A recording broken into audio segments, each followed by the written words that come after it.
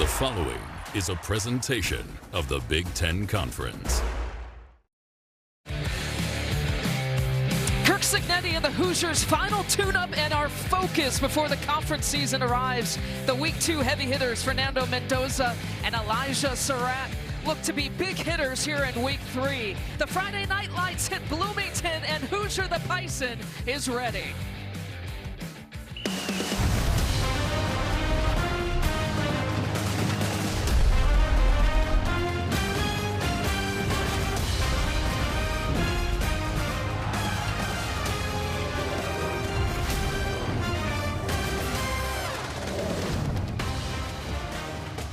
The 22nd ranked Indiana Hoosiers look to go 3-0 on the season. Football on the Big Ten Network is presented by Stanley Steamer. The 8th meeting between Indiana State and Indiana from Merchants Bank Field at Memorial Stadium. Happy Friday, everyone. Welcome into the booth. Lisa Byington alongside the former Northwestern captain and my bow tie man, Jared Thomas. You're looking good, my friend. Thank you so much, Lisa. Glad to be back.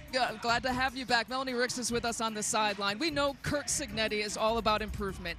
He has seen that in his team from Week 1 to Week 2, but let's be honest, Jared, they got the conference season looming after this week. They need to play buttoned-up football here tonight. All he said to us was, we haven't played that clean brand of football for the entirety of a game just yet. Too many missed assignments, too many missed tackles, missed opportunities. The sense of urgency just has to increase, especially with conference play coming up. 10 straight wins ties a program record. 11 wins that they could get tonight would be a new home program record. Well, talk about improvement. Their quarterback, Fernando Mendoza, was exactly that. Didn't throw a touchdown pass in Week 1, and then he blew up for a career-high 4 of them last week. That's exactly right. And Coach Mike Shanahan, offensive coordinator, said he just trusted it a little bit more. Something that Mendoza said, he wants to be a point guard, getting it to his playmakers. And on this highlight reel, you see E.J. Williams Jr., and then you see the man, the myth, the legend, and that's Elijah Surratt, just getting it to the guys who can make plays and ultimately makes him look better. You mentioned Elijah Surratt. Hey, 4 touchdown passes, and 3 of them went to Elijah.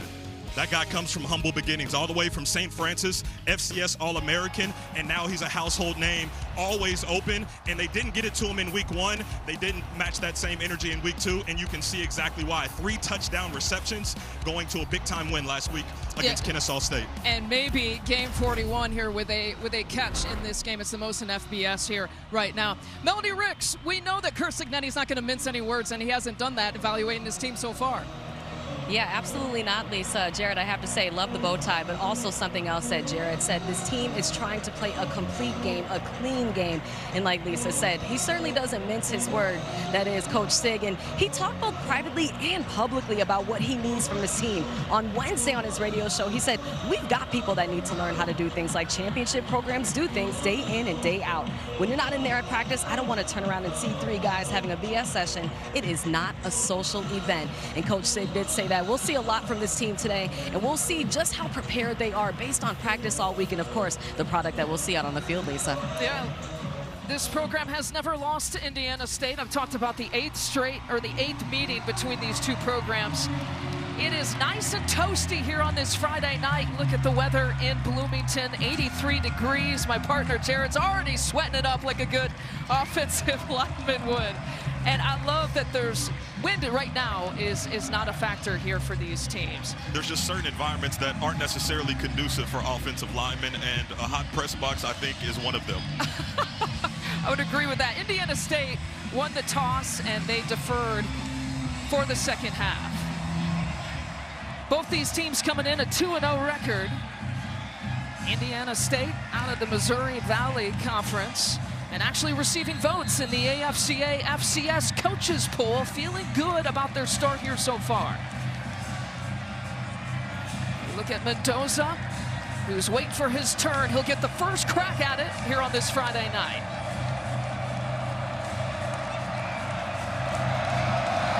Sebastian Lopez gets us started here from Bloomington.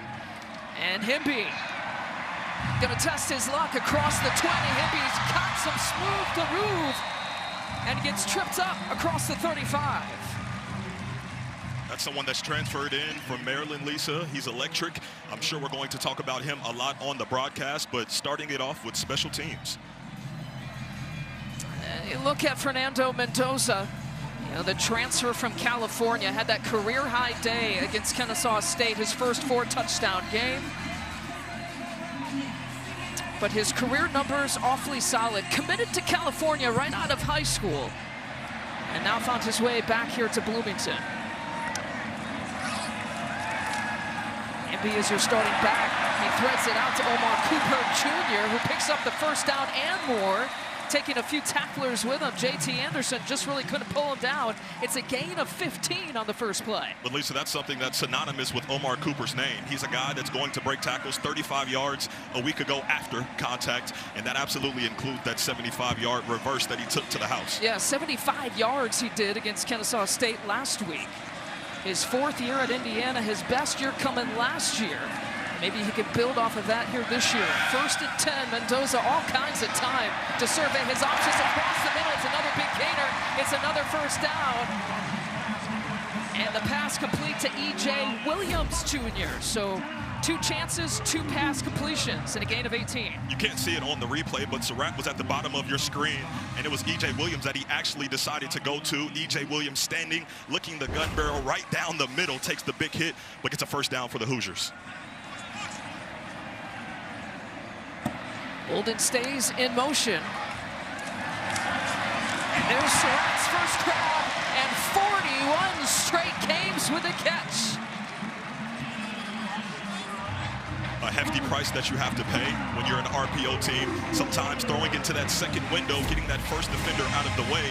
As a receiver, you're big and you're tough like Surratt. You take that big-time hit you see coming in there. Yeah, you can see how slow he was trotting off the field, too. So 3 plays, 3 completions, 3 passes, 3 first downs. What about that for the start here for the Hoosiers?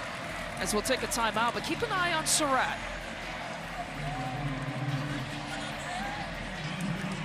They'll go into the medical tent. Lisa, it looked like as Surratt came down with the football, it was Jorge Valdez that came in on a defenseless player, I would imagine, leading with the crown of his helmet. You know that the understanding of the targeting rule. A defenseless receiver getting targeted with the crown of the head in any way, shape, or form usually is going to warrant that targeting call. So wait for an official word, but as the replay rolls. Yeah, as you said it, a defensive player can't use any part of the body. Any part of the body is a hit above the shoulders with forcible contact to the head neck area. And this is what they're reviewing. Jorge Valdez, one of their top defensive players as well. Time to bring in our rules analyst, Mike Pereira. What are your thoughts on this play, Mike? Lisa, I don't like it as targeting. The one thing he does is he turns his head to the side, which is good. Now, he doesn't have to. This is a defenseless player, so it's contact to the head and neck area. But to me, he's kind of bracing himself. This, to me, is not what targeting was really designed for. We'll see what they do, but my preference would be not to have targeting. So it's that small motion, Mike, where you see him kind of turn and pull back. It was a legal hit. There you go. Mike, you're 1 for 1 out of the gates. You're like Indiana's offense. You're perfect.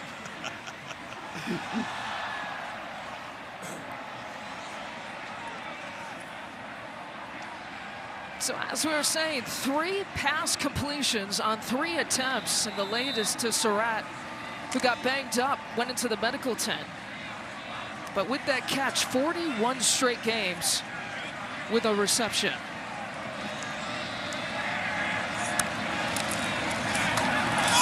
Himby's first touch. Don't forget about him in the backfield. He's brought down at the 10-yard line, and Valdez brings him down.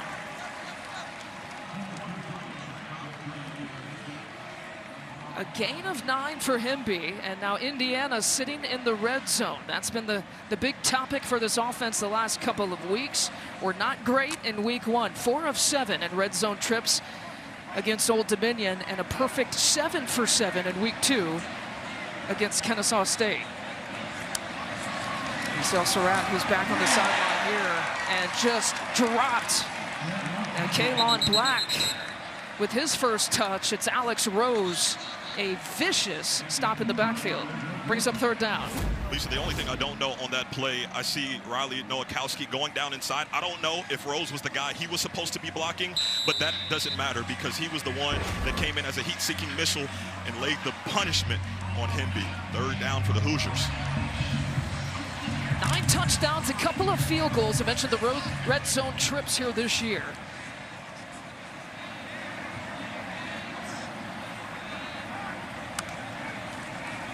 On third and medium, the ball's loose. The ball pops loose. Indiana scrambling for it, recovers. And thank goodness it's Pat Coogan, the center, who pounced on it. And that goes for 6. They needed 4, but that's the unconventional way of getting the first down. In the offensive line world, we always talk about running and finishing to the football. This is exactly why. You just never know what you're going to come up with. The Notre Dame transfer, 28 starts, and probably one of the more important plays in his lofty career. Just jumps on the ball, shows the athleticism to recover there, and first down for the Hoosiers. And so now first and goal. Movement by Brady on the right side. Mendoza, again, he's got some time to throw. He tucks and goes. Fernando Mendoza, touchdown, Indiana!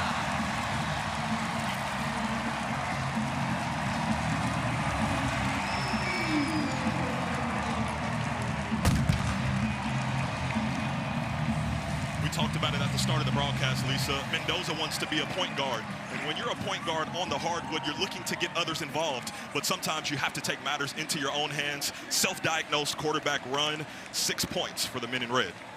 You're speaking my language, my friend. I am a point guard.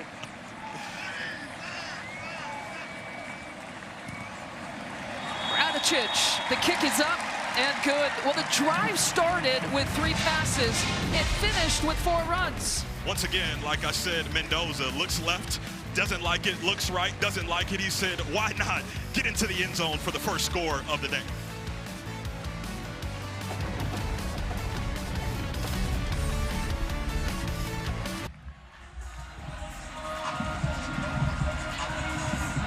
Well, Indiana looked really good on that first drive, opening up a 7-0 start, and Fernando Mendoza can't do much better, really, for 3 for 3 on that drive. Lisa, they just did something they haven't done all season. March right down on their first offensive possession and scored a touchdown. It's because you asked the coaches about it yesterday. That was the alley-oop as you being a point guard right off the glass for me, so I appreciate that. That's right.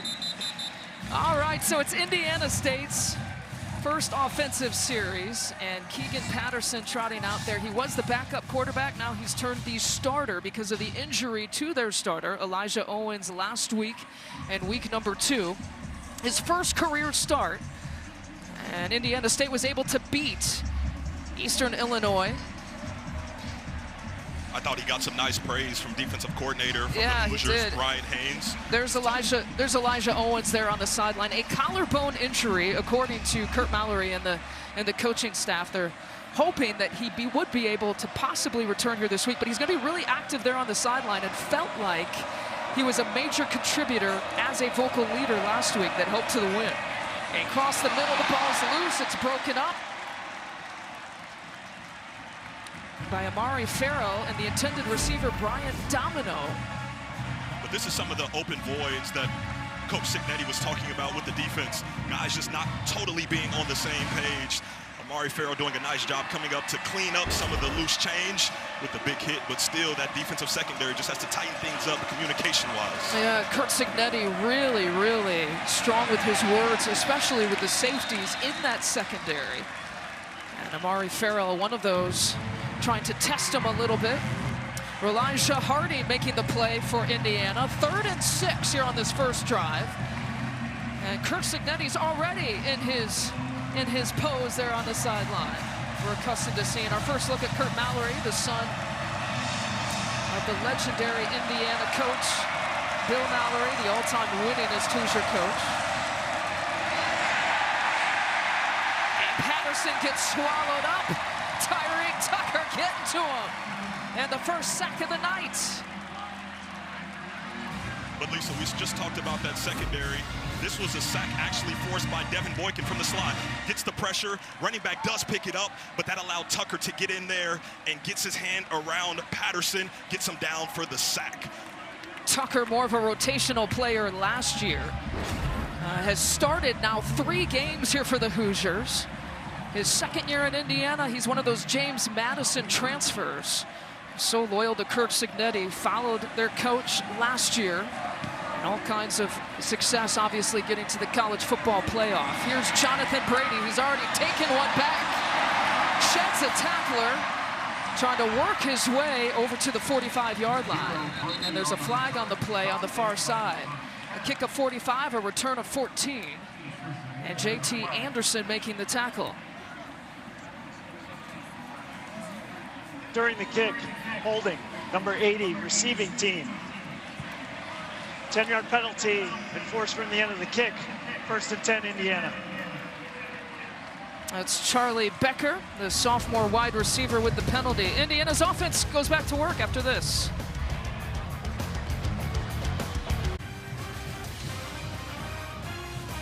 Football on the Big Ten Network is brought to you by Stanley Steamer. Game day gets messy, Stanley Steamer brings the clean. Now, Bill and Kurt Mallory, the football family, Hoosier royalty, and always special for Kurt to return back to Indiana and Bloomington. He said, I got married here in Bloomington. My 2 boys went here. Lake Monroe, he brought that up. He said, when we grew up, that was my favorite pastime to go out there with the family. We had a boat, one of my favorite things that my dad used to do. And of course, he and his brothers following in the coaching footsteps of the great, late Bill Mallory. Pass complete to E.J. Williams Jr., stretching for the sticks. Picks up about 7 yards here, brings up 2nd down. Bill Mallory, 13 seasons as the head coach from 84 to 96. Mentioned he's the all-time winningest coach in program history in 6 bowl game appearances. In fact, when Kurt took the job at Indiana State, he said the first person he called, of course, was his dad. It was a gain of 9, so 2nd and 1 here for Mendoza. He's done a good job picking and choosing his moments to do exactly that and move his feet. It's a nice job there, just assessing what it looks like down the field. Was looking at a double move to the boundary for Elijah Surratt. Didn't like it. But Lisa, I want to go back to your point about Coach Mallory. Yes, he called Dad when he got the job, and then after the first season, going 0-11, he called Dad again, wanting to know, could you give me some advice? And Dad simply said, I had the same result in my first season. Stay the course. That's exactly what he's done. And in season 8, officially 9, Coach Mallory doing a nice job for the Sycamores. And Kurt told his dad, yeah, I remember that Indiana team. I was like a freshman in high school. A pickup of the 1st down. And still moving, it's Omar Cooper Jr. stretching for the sticks. Kamal Clark, the talented, strong safety, pushes him out of bounds. I didn't want to show give him the 1st down, Jared. I didn't want to show my hand, Lisa, but Omar Cooper Jr. a season ago, 24 of his 28 catches went for either a 1st down or a touchdown. What does that mean? The first guy isn't going to get him down. That's already twice now to start this game, breaking tackles and another 1st down for the Hoosiers. You can always show your hand. It is 2nd and short. Okay, Fool's so gold. They changed their mind on that. So 2nd and short, real short. Mendoza, a perfect 5 for 5.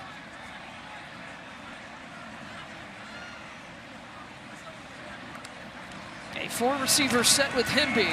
He's going to pick up the 1st down for Indiana and push his way to the 50, a gain of 3 yards. Some deception there from Mendoza. Actually did the quarterback keeper, fooled everyone on the field. In white for the Sycamores, picked up the 1st down, doing something a bit unconventional, using his legs to churn more 1st downs and some more positive yards.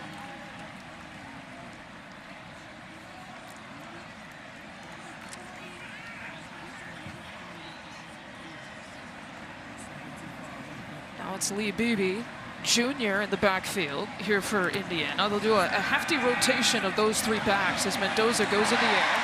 Pass is complete, shedding off tacklers across the 30. Charlie Becker looking for more. A big gain yards on the catch. That was someone that was talked about yesterday that said, hey, wherever this game goes, who should we be looking out for? Becker was at the top of that list. And then it was a week ago, it was Alberto Mendoza that found Becker for a touchdown, and then Big Brother doing the same thing. Just finding holes in the defense, sits down, and then shows the toughness, churning out more yards for another Hoosier first down. It's Becker's 4th catch of the season and the 4th catch of his career. Haven't catch until this year, airing it out, looking for Surratt. Back in this game here for Indiana after taking a brief trip into the medical tent. And a flag in the backfield. I'm not going to jump the gun, but I do think it may Personal be a roughing foul. the passer. Face mask, number 29 of the offense. 15-yard penalty in the previous spot. First down. Ooh, that hurts. Lee Beebe Jr. One of the 3 running backs, Lee Beebe Jr., you see coming across on rows on the protection, dips his pads, but he doesn't dip his targeting with his hands. It just gets a handful of face masks there, and when it's out in the open like that, refs are going to get you every time. The ball was on the 24. They're backed up now to the 39-yard line and brings up 1st and 25. Mendoza, delayed handoff to Beebe, trying to regain some of that yardage they lost on the penalty. It's a pickup of 8. Would you like to be in my seat, Lisa? Because that's exactly what a play caller does. You get a penalty, you go backwards. Let's just find an easy call to go get some of that yardage back to make second down more manageable. Mike Shanahan, the offensive coordinator in his 2nd year, 35 years old, 4 years at James Madison. He coached with that man, Curt Cignetti. Curt Cignetti brought over about 6 of his coaches last year, and he's kept his coordinators with him through 4 different stops. Cooper Jr. again. And gets them back about right where they began.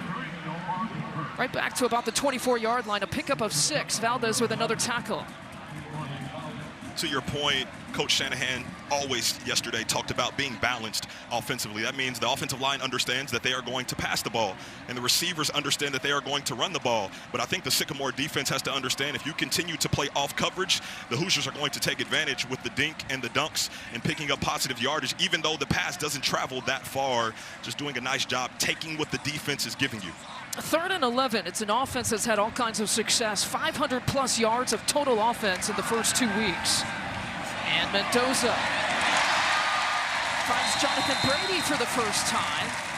And twirling him out of bounds is J.T. Anderson. A pickup of 11. And how about that? They were backed up and now gained the first down. So the negative on this drive is you get penalties twice in consecutive drives that take you back. You get a penalty on the second one, a fumble on the first one, but what do? Continue to battle, get a first down there on a pivotal 3rd down, and on the first drive, you get a touchdown right after that fumble. Hoosiers rolling early. It was 1st and 25. The ball's now on the 13. Cooper Jr. headed straight for the end zone. Touchdown, Indiana. Cooper Jr.'s first of the season.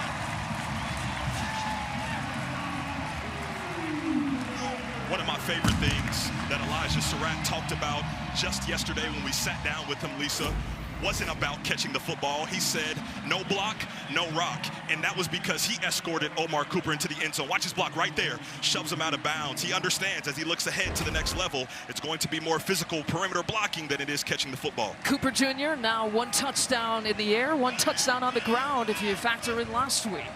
Mendoza 9 for 9 passing with the touchdown pass and a rushing touchdown. And Indiana has opened up 14-0 here in Bloomington.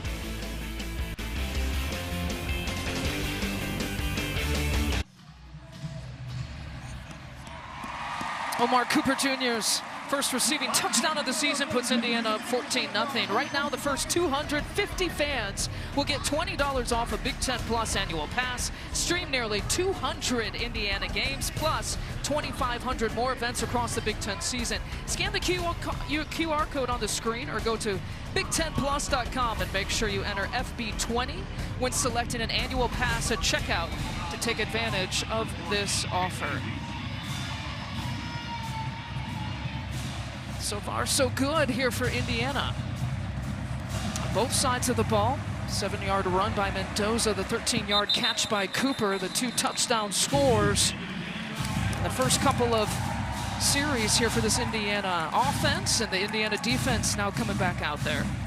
But I feel as Indiana goes throughout the rest of this game, one thing that they're going to look out, depending on how it plays out the rest of this contest, is the mistakes that didn't hurt them in this first quarter so far. But as we go to conference play, as we're looking at the Rashad Rochelle for the Sycamores offense, electric guy. In special teams too, 751 return yards a season ago.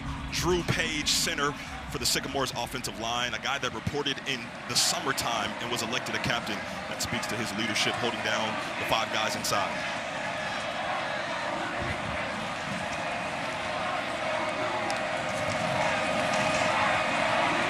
Patterson will go and picks up about 4 yards there. It's Hardy who makes the play. Tell me about this Indiana defense.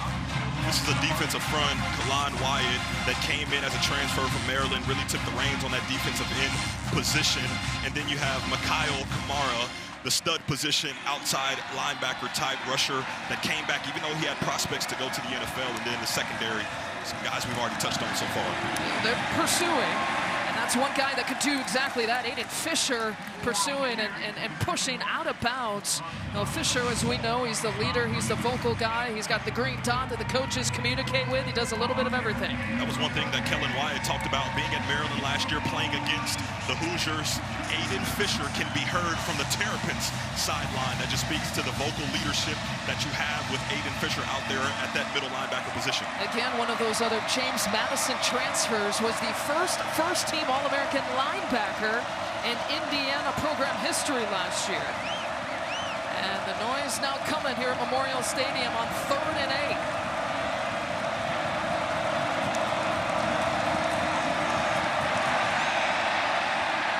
Pressure coming, pass broken up. And that started with Kamara in the backfield. One thing that Coach Haynes talked about, defensive coordinator, some of the things Kamara is going to have to do is going to be self-manufactured. Beat the offensive lineman up and under, flush Patterson out of the pocket, allowed the secondary to rally to the PBU.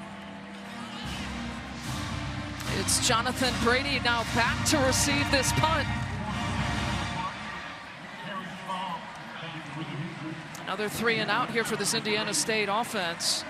Indiana 9 first downs. Indiana State 6 total plays. That is the difference between the offensive stories here. The punt partially blocked. Now downed at about the 48-yard line. Clay Connor got a piece of that. A punt of 30. Beautiful look on this Friday night in Bloomington.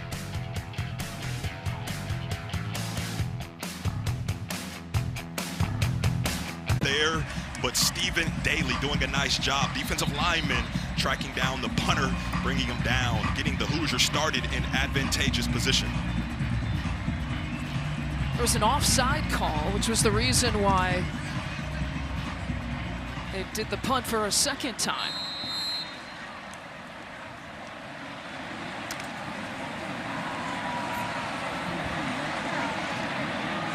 Indiana State trying to roll the dice. It's not paying off. Excellent field position here for the Hoosiers to start this drive. The ball's on the 31. A little pass and catch play to Surratt. Gain of 6. And one of the best games of his career. Last week, 9 catches, 3 touchdowns, 97 yards. For those watching at home, you're watching this offense for the Hoosiers just take perimeter shots. When you're on that play call list, it's not complicated. If the defense is going to continue to give it to you, why not take advantage of it? And Mendoza doesn't make it look complicated to you right now. He's a perfect 10 for 10. Make it 11 for 11 for Mendoza, finding Cooper again. Who picks up the first down, is pushed out at about the 12-yard line. Lisa, let's go to football school for just a second. This is what they call free access throws. When the defense is off, playing off coverage, the hitches, the slants, the throws that don't take much thinking, they're quick hitting for the receivers. That's exactly what they're doing. Free access right there. The DB is off. Omar just does a quick hitch, 3 steps, turn and settle, and then once again, just turn upfield and get as many yards as you can. 11 for 11 for Mendoza to 5 different Hoosier receivers.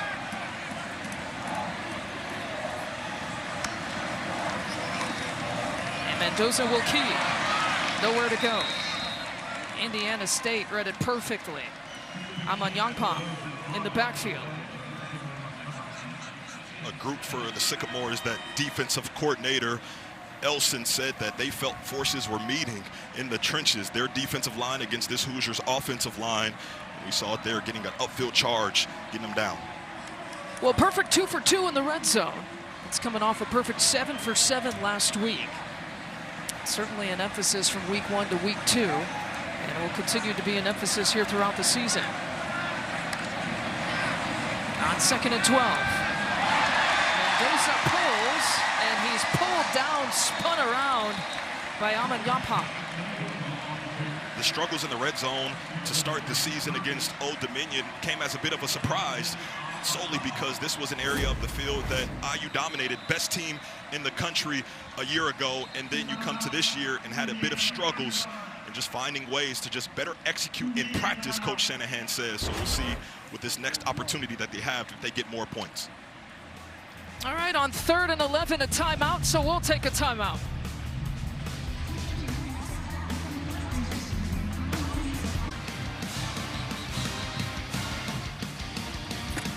Lisa, one thing that Coach Cignetti talked about with the report card for his team this week, he said he would give it a B.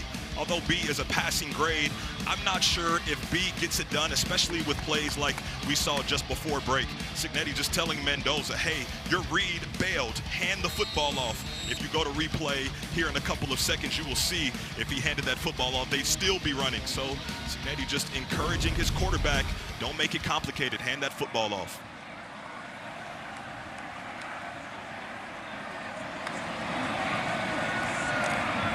Mendoza across the middle, the strike to Cooper for touchdown number 2 for Omar Cooper Jr. The Hoosiers just absolutely getting whatever they want offensively.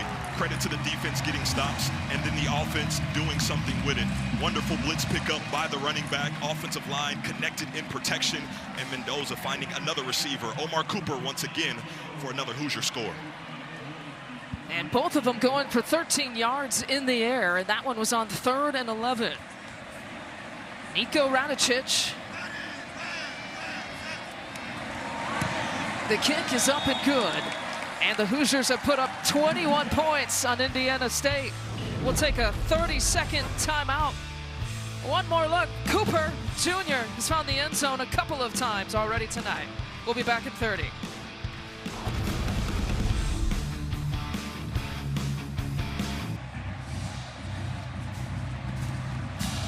About 67 seconds left to play here in this first quarter. Indiana State just going to take the touchback.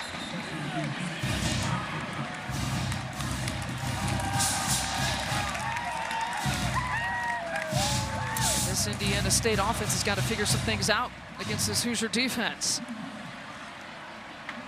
And it's tough to get started offensively if you can't even get a first down, which is what they've been unable to do thus far. So can't really talk about efficiency or executing with the numbers because they haven't really gotten that first jolt of energy just getting a first down. And for Patterson to take this thing by the horns and maybe orchestrate some positive yards.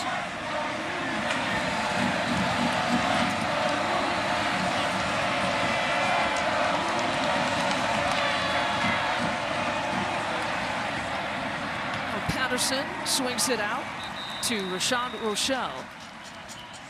And Jamari Sharp bringing him down.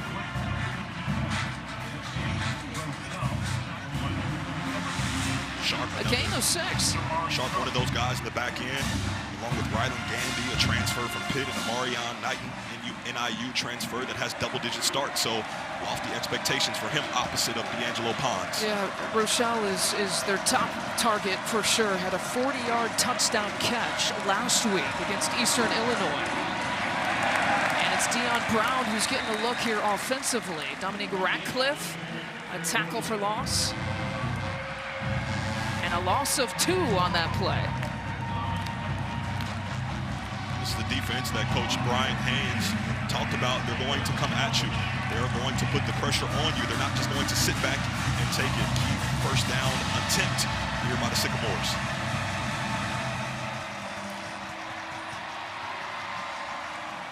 That'll be the final play of the first quarter. So far, this Hoosier defense pitching a shutout, a 21-0 advantage. Hoosier, the Bison, just the way the new Indiana mascot has drawn it up here so far. Friday night in Bloomington.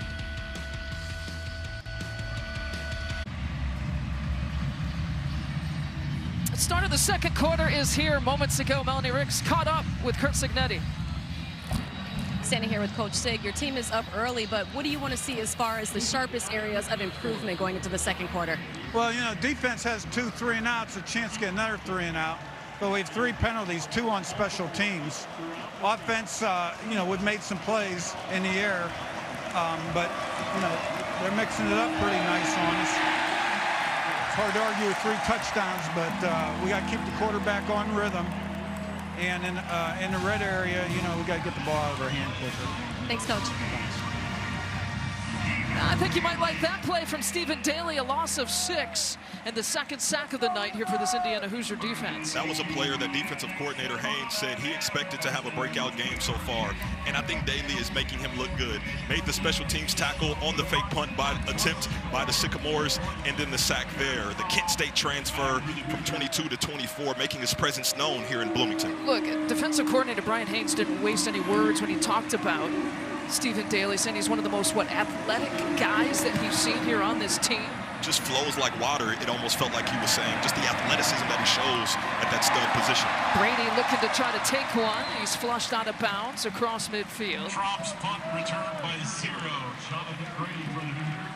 And total yards here for Indiana. You think about this offense. I mean, it's a mismatch. 190 yards for this offense and -3 total yards of offense here for Indiana State. But it goes back to the mindset that I think that guy on the screen has. Week 1 against ODU, only 27 points offensively. Felt like they could have scored 50, and it's that play in the margins, miscues in the red zone, something they didn't do in week 1. Missed targeting receivers down the field, something they missed on in week 2. So far, it looks like that offense is flying on all cylinders and executing at a very high level.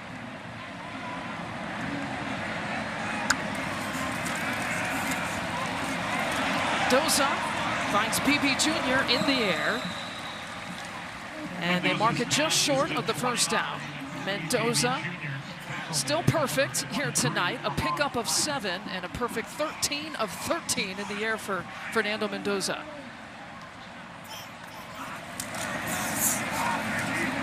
Make it 14 of 14. And Surratt pushed back just at the sticks, just short of the first down. It's Robinson and Anderson combining to make the play. You hear so many football talking heads, coaches, enthusiasts talking about offenses or defenses being multiple. What exactly does that mean? That just means you have the ability to do numerous things. One thing for this offense that Coach Shanahan talked about was being a huddle team, something they were going to keep track on. But here, when you get a positive play, let's not huddle. Let's get on the ball as we saw with the previous play, and let's hurry up and get it out. I mean, an unbelievable start here from Mendoza, who hands off this time. And stretching the extra effort, it's Lee Beebe Jr. picking up the first down, a gain of 7. They needed 1 on third down. But it goes back to that interview that Melody got with Coach Signetti. Says we have to keep the quarterback in rhythm. And that's when he gets to the back of his drop, the ball is coming out. The handoffs are there. The run lanes are there. So far, clicking on all cylinders.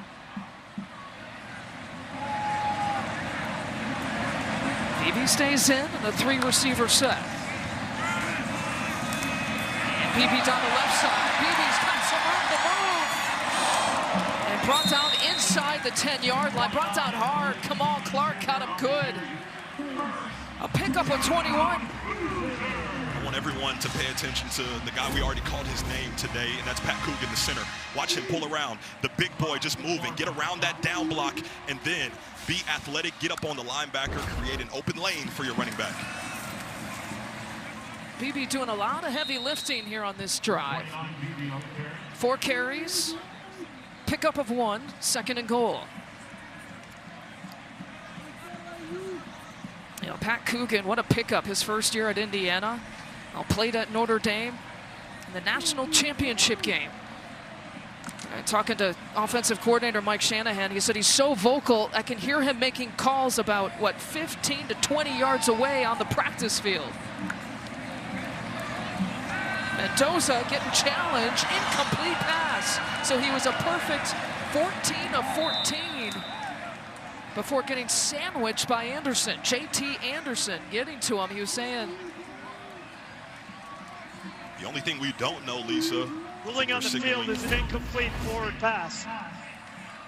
JT Anderson just doing a nice job being physical and almost got there in enough time to jar that football loose, but you can see Mendoza, I think that arm was still going forward despite the contact to his throwing shoulder. But once again, just the little details, the timing, make sure you're carrying out your fake to influence the defense so that plays like that are eliminated. Mendoza now at 14 of 15. And Mendoza, number 15, Jared, fails to go 15 of 15. Dude has just come over from Cal, left Cal as the all-time leader in completion percentage at about 66%, and he's brought that same precision to Bloomington at the helm, at the controls, at the quarterback position. Timeout. All right, Indiana calls it timeout. We'll take a timeout with them on 3rd and goal.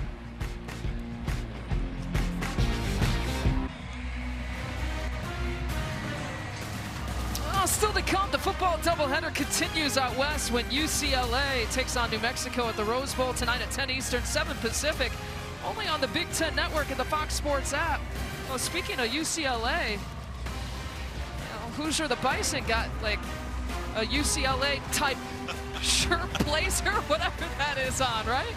But to promote our 2nd game on the night. He brought the beach vibe to Bloomington. As Coach Mallory said, the closest thing we have is Lake Monroe. Quite the beach, but just good enough for Hoosier Bison. You know how Coach Sig could vibe with this is if Himby could get it across into the end zone. And never look at Kurt Signetti and try to figure out what the score is. Drew Covington ending the play there for Indiana State's defense. His Hoosier team is up 21-0, but you wouldn't know it following him here on the sideline. But if you look at him when you're watching at home, just think about 2 words: never satisfied. That's until something that we'll tease a little bit later on, until he gets home and enjoys the comfort of his home. But that's somebody that is always looking to just take more and more and more. Yeah, they're going for it here on 4th down. And a couple flags coming out. They did not just do that shit. False start. Offense number 65. 5-yard penalty. 4th down. And so instead of 4th and 2, it's 4th and 7. And with that, the kicking team will come out. You know, we heard Signetti talk to Melanie, really frustrated with the penalties. A lot of them on special teams, but this one on a false start.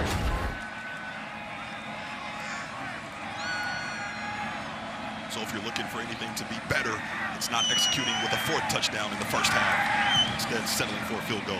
A 25-yarder is good for Radicic.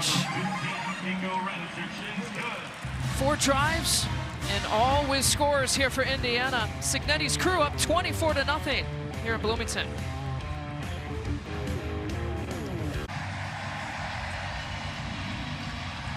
When it was 4th and 2, Carter Smith, the starting left tackle, was the one who committed the penalty. Getting an earful by Kirk Signetti.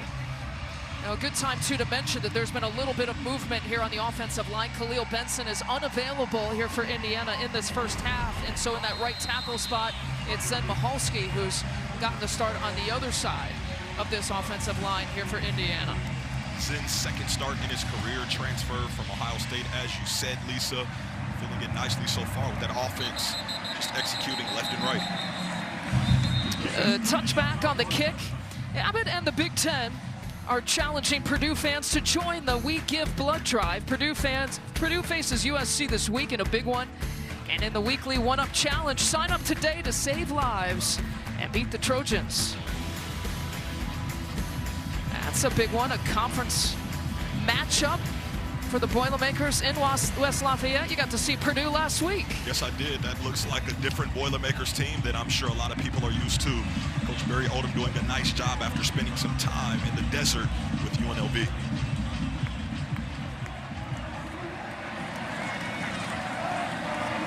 All right, Indiana State minus 11 rushing yards here for the game.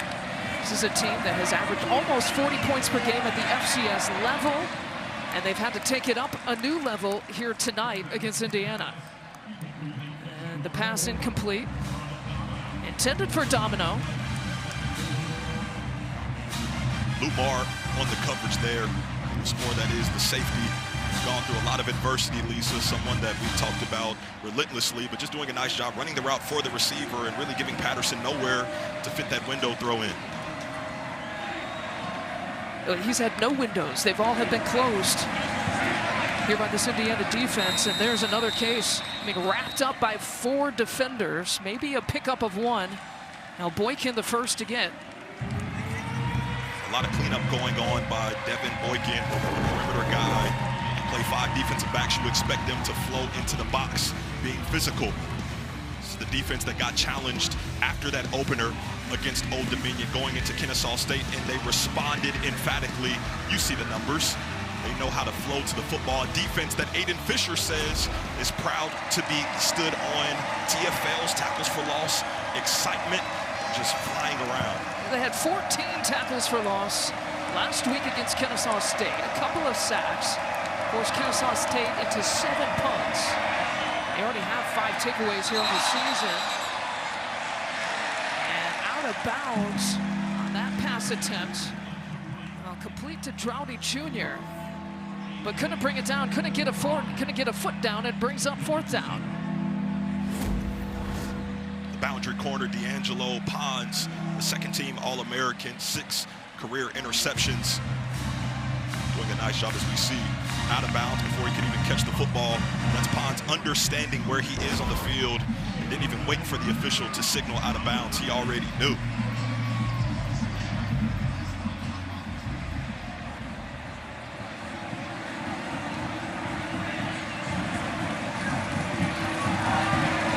You get the feeling that maybe Jonathan Brady could bust one open here tonight. Already has a 91-yard punt return. He gets tripped up by Nick Yatsko. A punt of 43, a return of 5. Hoosier offense back to work when we come back.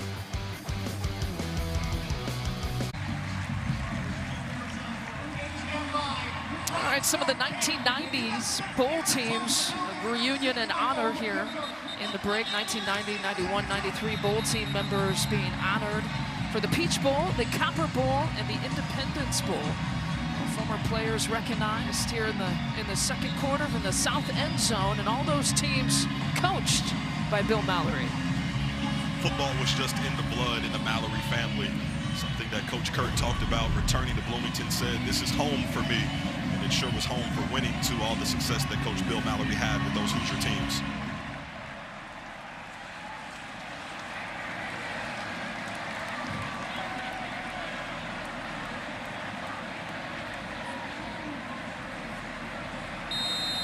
They don't move as fast for some reason as they did in the 90s. That's why they tried to rush them on before we went to break. If you're wondering what the delay is, that's the delay.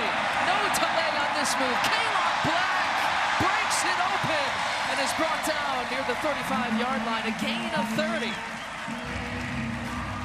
There's always a starting point for every explosive play. And that's right guard Bray Lynch right there. Comes off the double team, flatlines the defender, and opens it up for Kaylon Black to get the crowd involved. A nice job by the double team staying connected, and then the sense of urgency to come off and springboard Black into a big run.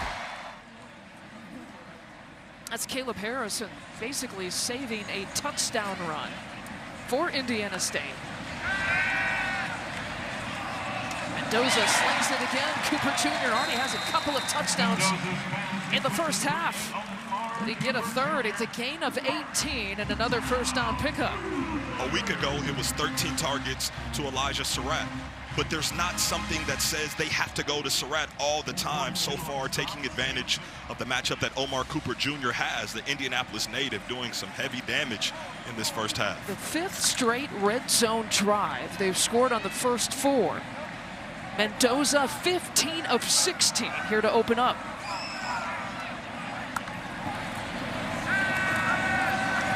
Mendoza, touchdown catch, Holden stays. His first touchdown as a Hoosier. One thing that I love about the tight end position, especially in this offense, Riley Nowakowski talked about it. We're an extension of the offensive line, and yes, that is true. But if you just stay patient, your time will come. And Mendoza finds his tight end right there, wide open, scot-free. And the senior gets in for the touchdown. Back-to-back weeks that tight ends get a touchdown for the Hoosiers.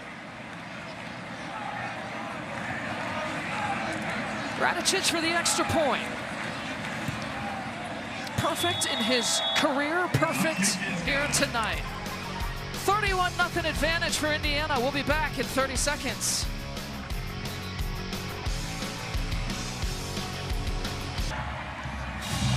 Folks are feeling good here on this Friday night in Bloomington. The home team up big, 31-0 against the Indiana State team out of the Missouri Valley coming into tonight, 2-0 on the season. First time they've been had a 2-0 start since 1986. And we got a touchback here. But this offense has been so good, and Omar Cooper Jr. has been on the receiving end of a lot of those passes tonight. They've gone to him early and often, and one thing that you're going to find is a common denominator. By the time he catches the ball, it's a little bit of time before the defenders can even rally to him. Once again, just finding Omar Cooper for the touchdown time and time again. The connection is live and well in Bloomington. 7 catches, 87 yards, a couple of touchdowns, but Mendoza's numbers are eye-popping. And in fact, quarterback success is something that you find in every stop in a Curt Cignetti team. It's been the cornerstone of everything he's done at every place that he's gone. I've had a chance to play with one of those quarterbacks, Ben DiNucci, who was at James Madison with Cignetti. So just speaking to the development that goes on with Cignetti and his staff. Now this defense is just hawking, getting in the backfield. That time it's Ratcliffe. Mendoza's numbers, I mean, when I say they're eye-popping, absolutely fantastic. 16 of 17 in the air, already 200-plus passing yards. The 3 passing touchdowns. By the way, Indiana still has not thrown an interception yet this year.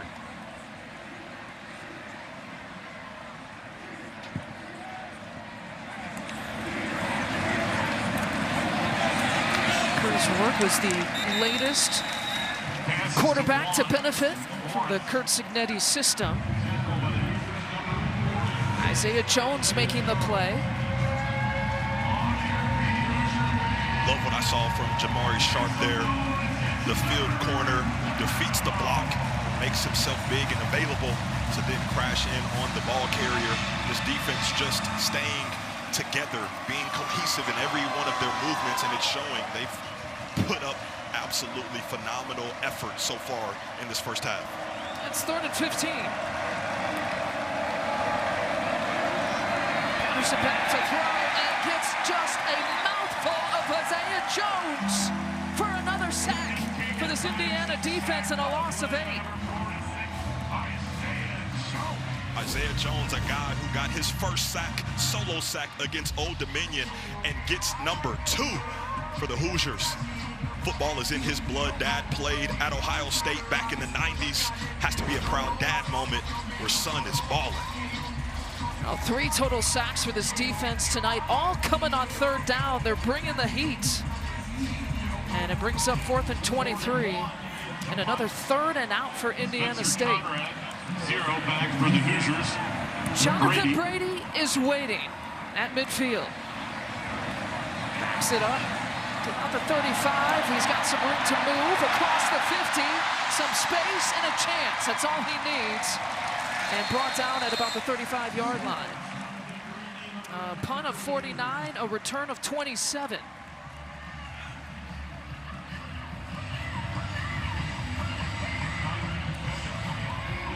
We already talked about Elisa with Brady. It's a guy in week 1, 91 yards, punt return for a touchdown. What surprised me, though, is that that wasn't the longest in school history. It was just the 4th longest in school history, but he's lightning in a bottle, and he can change the course of a game quickly. Yeah, anytime you get up in the 90s, right? It's hard to argue with. Yeah. They had some electric guys, did the Hoosiers. I'm thinking of Shane Wynn in particular. Short guy that was fast and barely could see him at times. Mendoza fakes the pass, then decides to go Cooper's way. Straight down the sideline. Someone forgot about Omar Cooper Jr. and brings him down inside the 5. Alex Rose saving the touchdown. A gain of 31. The Hoosiers just getting whatever they want. I love what Mendoza did. Surratt came open for just a quick second, just the shoulder turn and the illusion that he was going there, and then dropped it off to Cooper for another big gain.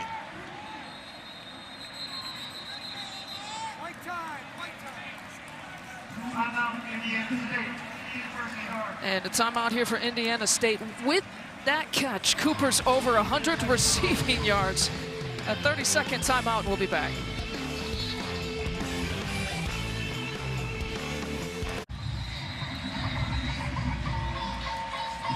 Indiana driving in the red zone once again and up ahead 31-0 behind a All-American performance here tonight by their quarterback, Fernando Mendoza.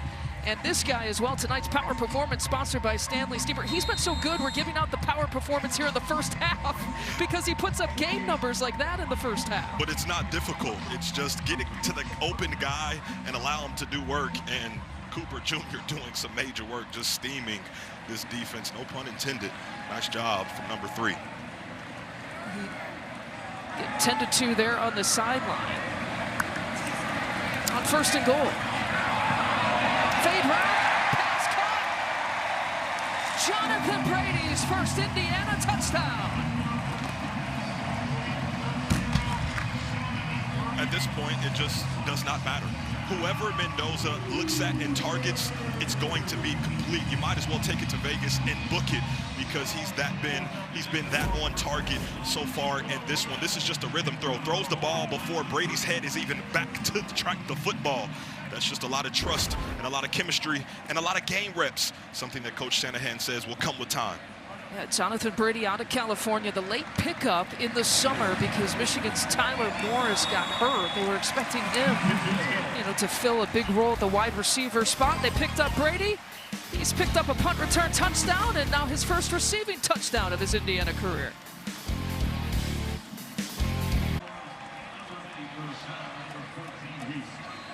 Well, this Indiana offense again scoring in the red zone. They're completely perfect. They've been fantastic in this first half, and they lead 38-0 against an undermanned FCS opponent, Indiana State, here tonight.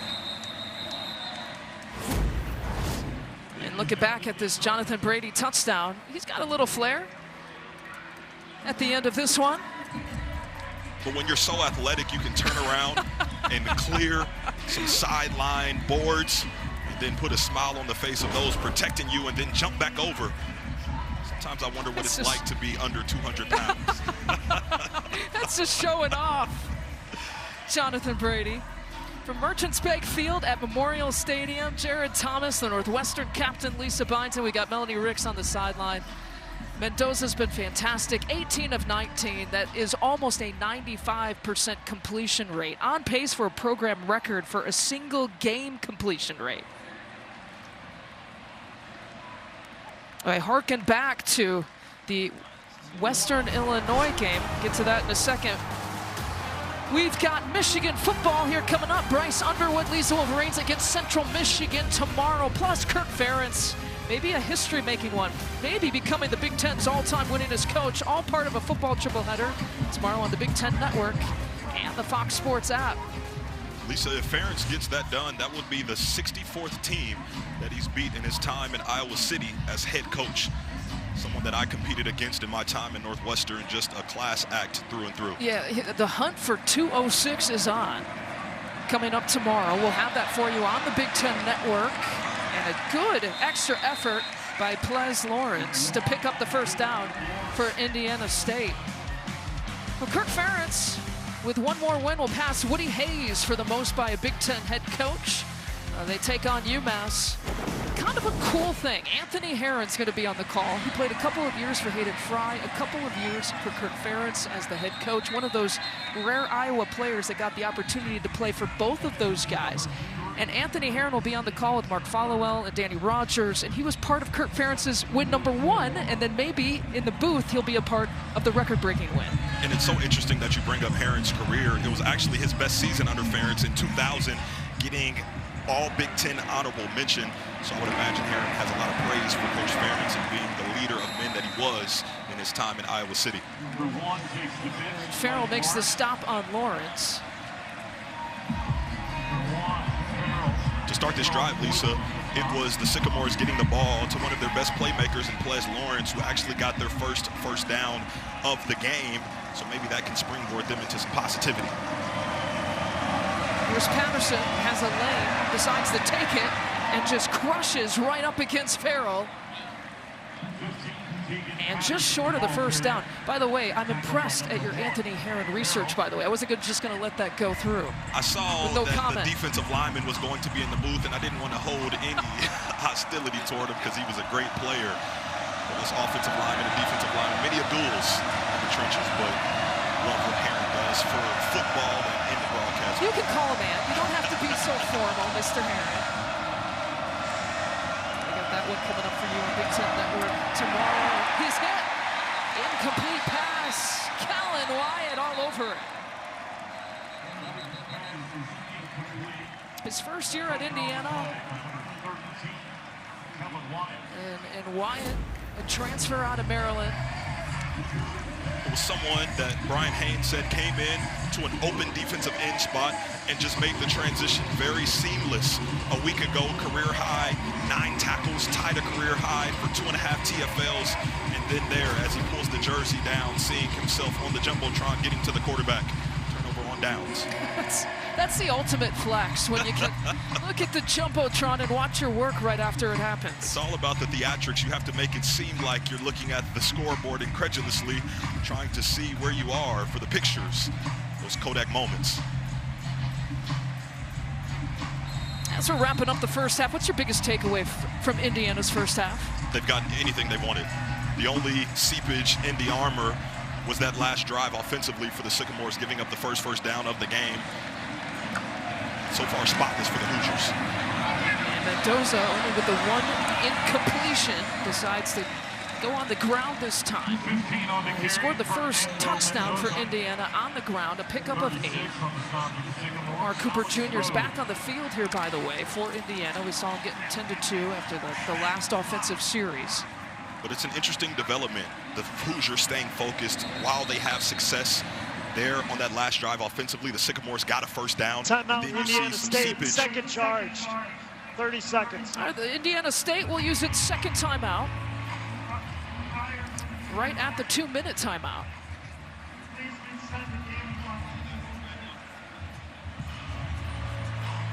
And they'll reset the game clock to 2:01. Coach Mallory trying to savor every second that he possibly can.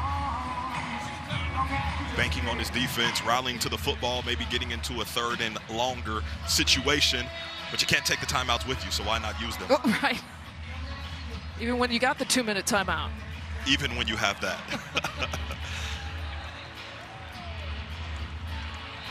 Kurt Cignetti looking for his team to go 3-0.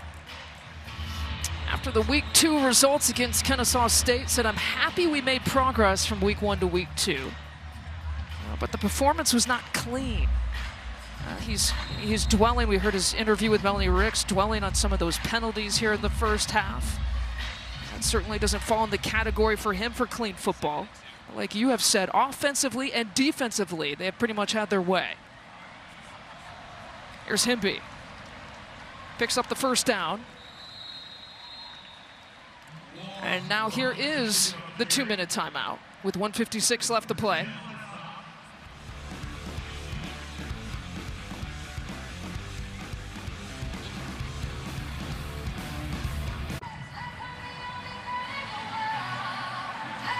Indiana University's official mascot, Hoosier the Bison, is back. They're putting him to work after nearly a 60-year hiatus, shooting off T-shirts, wearing beach bum shirts, entertaining the crowd. I don't know what's more impressive, Lisa, the Bison standing the test of time since 1965, or the landing when they revealed him back in the opener.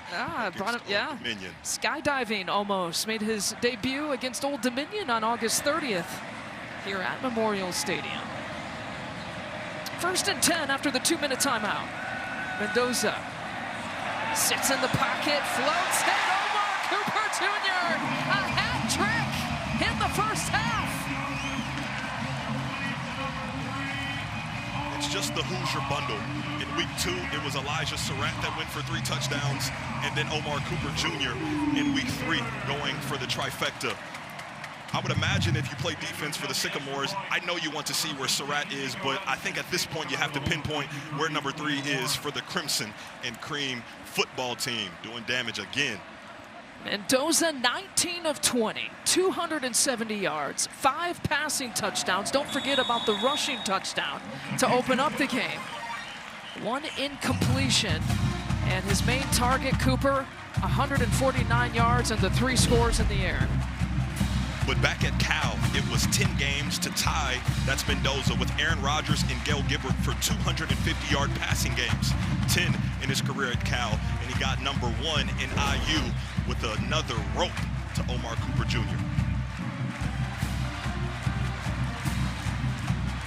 When I said that Omar Cooper Jr. had his best year last year, 28 catches, almost 600 yards for the season, he might get that in this game here tonight. I feel like it's trending in that direction. Safe to say his ears were itching. He heard you talking about him. Indiana, 3 touchdowns on their last 6 snaps, by the way.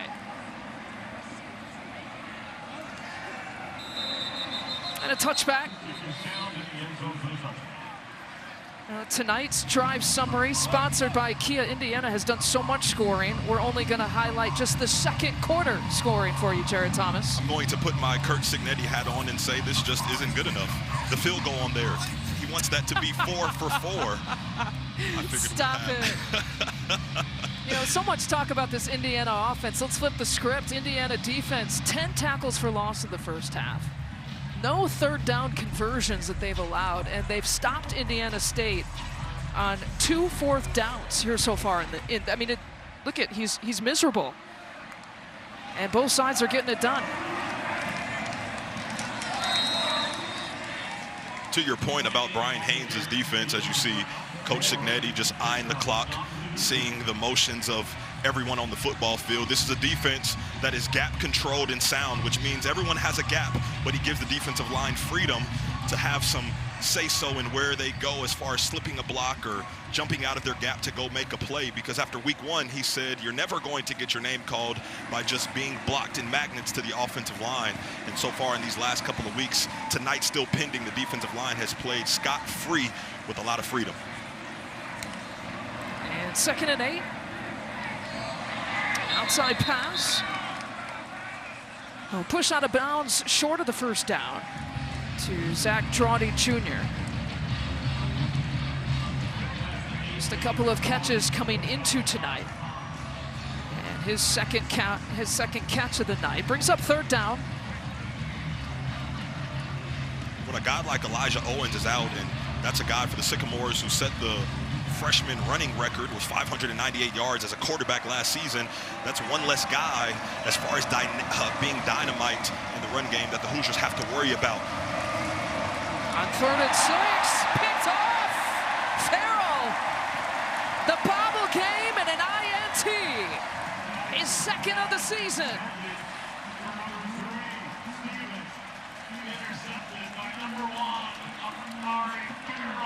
This is a guy, Amari Farrell, who is a ball magnet.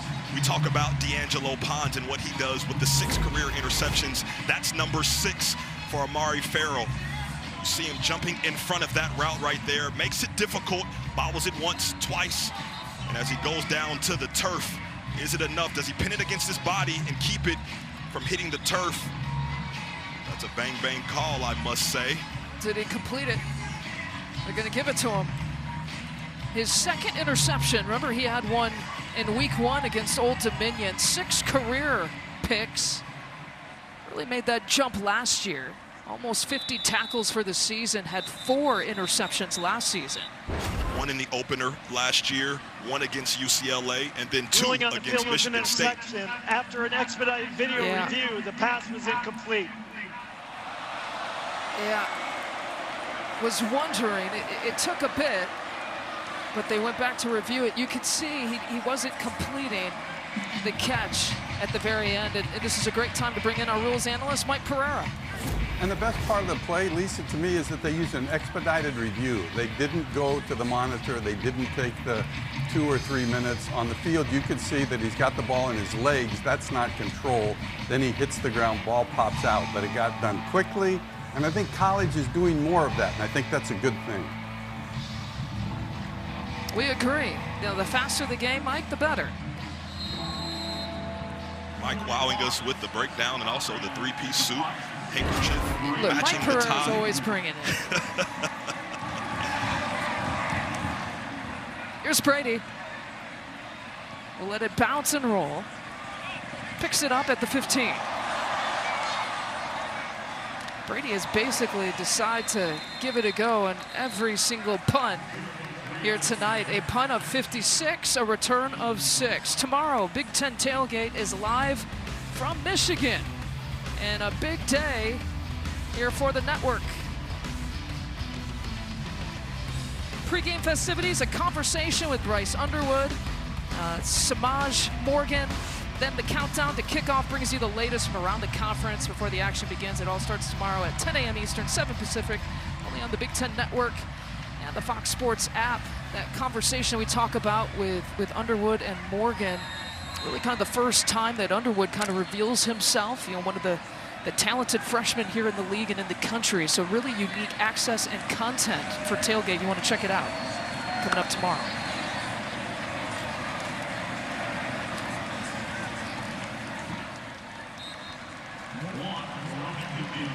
Amby on the carry, brings up 2nd down. One thing for everyone to pay attention to, those watching at home, this is an offense that in back-to-back weeks rushed for over 300 yards on the ground. And today, they have been proficient in the pass game. So when you look ahead to the conference schedule that's coming up, one that's going to be a hurdle, but it is nice to see that your team, if you're a Hoosier fan, is well-balanced in how they can attack you, whether it be on the ground or through the air. Hate to break it to Hoosier fans, this Indiana streak has ended here. 7 drives, 7 scores. Jared Thomas.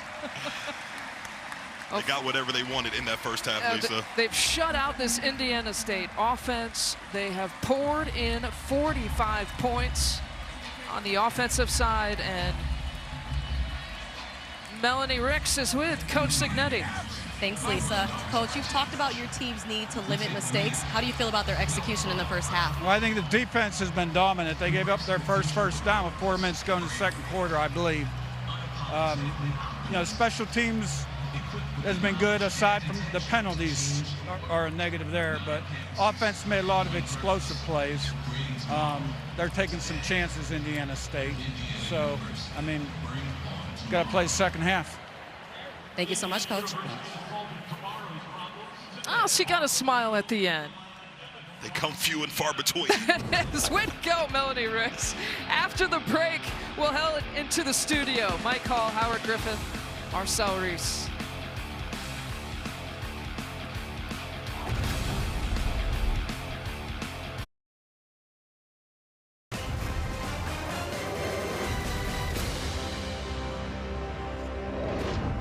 Here's what good things are. Fernando Mendoza has more rushing yards on this play than Indiana has in the entire game. Indiana State, I should say. They have 0. He got 8 there. He has more points on that play than Indiana State has in the entire game. Be nice. I think Indiana's going to win. Hear me out. I think they will. Hi there, glad to have you in our Chicago studios. Mike Howard and the Professor. It is a blowout for the Hoosiers, off to a great start in this game. And offensively, Marcel, I mean, what is there to complain about for IU? Absolutely nothing, to answer your question. That is the short answer. What I'll say is this. In this first 3.5 weeks of the season, we've seen a little bit of everything from the Indiana Hoosiers offense. And today, Fernando Mendoza has been the show. He's been leading it. You've seen it all. From the red zone, that thought there was going to be a question in his first week, we've seen him run it, call his own number. We've seen him stand in the pocket with composure, find his targets, deliver really accurate balls. And here, getting into playmakers' hands early and letting them do the rest of the work. Finding the end zone. This Indiana offense is hitting on all cylinders. We saw them run for over 300 yards the first 2 weeks, and now we're seeing the gambit of the passing game. You know what I love about that first clip that he ran in for the touchdown was the fact that he went through his entire progression. Nothing was there. Instead of taking the sack, he was able to use his legs, scramble. That'll bode well for them as the season moves on. The statistics defensively, though, are outrageous. They've given up 0 points, 10 total yards in 30 minutes of football. It's been a little bit of an issue, but the Indiana's playing well defensively, and I think what it ultimately comes down to is building that, continue to build the confidence. I continue to talk about this in non-conference, but this is the reality of it. This Indiana team is a good football team, and they're showing it. I'd like to be in a fly on the wall in this locker room, because I guarantee you, Kirk Cignetti is finding something to complain about and energize his team. 4 penalties will do it. Yeah. That's about it. You found the secret right there. Fernando, by the way, his first 14 passes were completed. Fernando, you look marvelous. All right, we got more coming up on our halftime show here. Big Ten previews. We got conference games that we're going to get to this weekend, but also there's history coming up potentially with Kirk Ferentz in Iowa.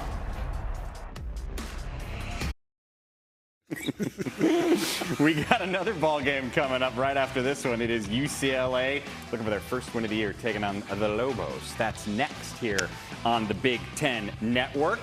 Howard, it has been a struggle for UCLA. They lost both of their first 2 games. What do you expect to see in tonight's matchup? You want to see them start to build some momentum, to start to get into a rhythm, particularly on the offensive side in the pass game. But as you mentioned earlier, it's about them being able to run the football. They've got to control the line of scrimmage tonight. Howard, you used the correct word. It's rhythm, rhythm, rhythm. You have to stay on track, ahead of the sticks if you're the UCLA Bruins offense, and you have to hand the ball off and run the ball efficiently well. And that'll open up for some more explosive plays, take a little pressure off your young quarterback, and allow your defense to get some rest so they can play well. Yeah, through 8 quarters this year, UCLA has 33 points combined that they've scored. Again, the game you're watching, Indiana has 45 in 2 quarters tonight alone. That'll wrap up what's happening today. But on Saturday, 13 more games to get to involving Big Ten teams. There's a look at the big board where you see every single one of them. And the first one up there on the upper left will be on the Big Ten Network. That is the top 25 ranked Michigan Wolverines taking on Central Michigan. Marcel, this is a Wolverine team that also coming off a loss. They lost to top 20 ranked Oklahoma last week. What do they need to show you tomorrow? Again, another team that has to run the football. They have a young quarterback in Underwood who they want to get started. He's dynamic, but once he gets comfortable, that's when he's going to be at his best, playing his best, being able to use his legs to extend plays, find his playmakers, get them the ball. But that offensive line is going to have to take over and set the tone for this team and also hand the football, especially without your head coach this week. Yeah. You're going to have to be able to neutralize some of that leadership gap by handing the football off, getting in a rhythm, and then playing efficiently. You know something about leadership. I knew it was coming. I knew it was coming. Just saying. I'll tell you what, when you look at this team and you look back to what happened last week, one of the things that happened in that game is there were some mental mistakes. There were some situations where guys were just a second slow, whether it was a blitz pickup, whether it was an offensive lineman getting up to the next level. Seeing some of those things get cleaned up is going to be an important part of this. Being at home should be able to help them out with that. Michigan opens the day on the Big Ten Network tomorrow. The day ends with us in Iowa City for a chance to see history. Iowa and Kirk Ferentz will take on UMass. If the Hawkeyes get the win, that will be number 206 for Ferentz, passing Woody Hayes and giving him more wins than any Big Ten head coach ever.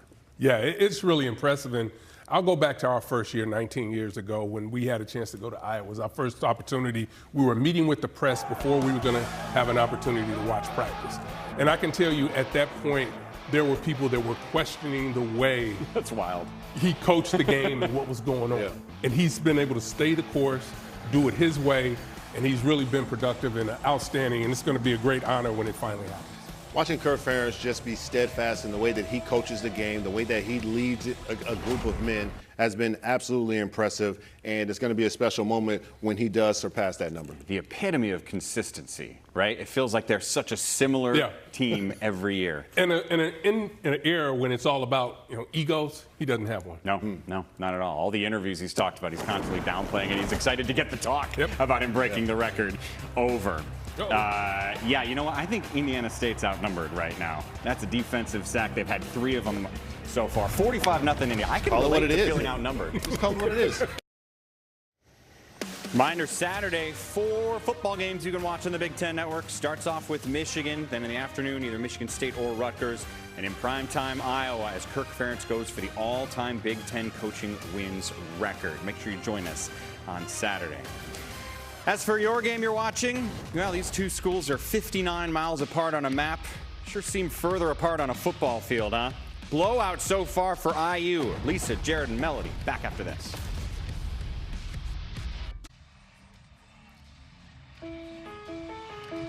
Tonight's big impact research takes us to Indiana University, where researchers are improving the health of one of the globe's most important pollinators, honeybees.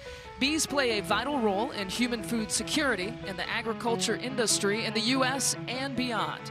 By studying the bacteria in and around the bees, researchers have identified that some bacterial microbes provide nutritional benefits to developing bees, which can help strengthen the declining population. All right, back here at Indiana University, the sun has set here on this Friday night. And under the Friday night lights, Curt Cignetti and this crew absolutely dominating, 45-0 moments beginning here this second half.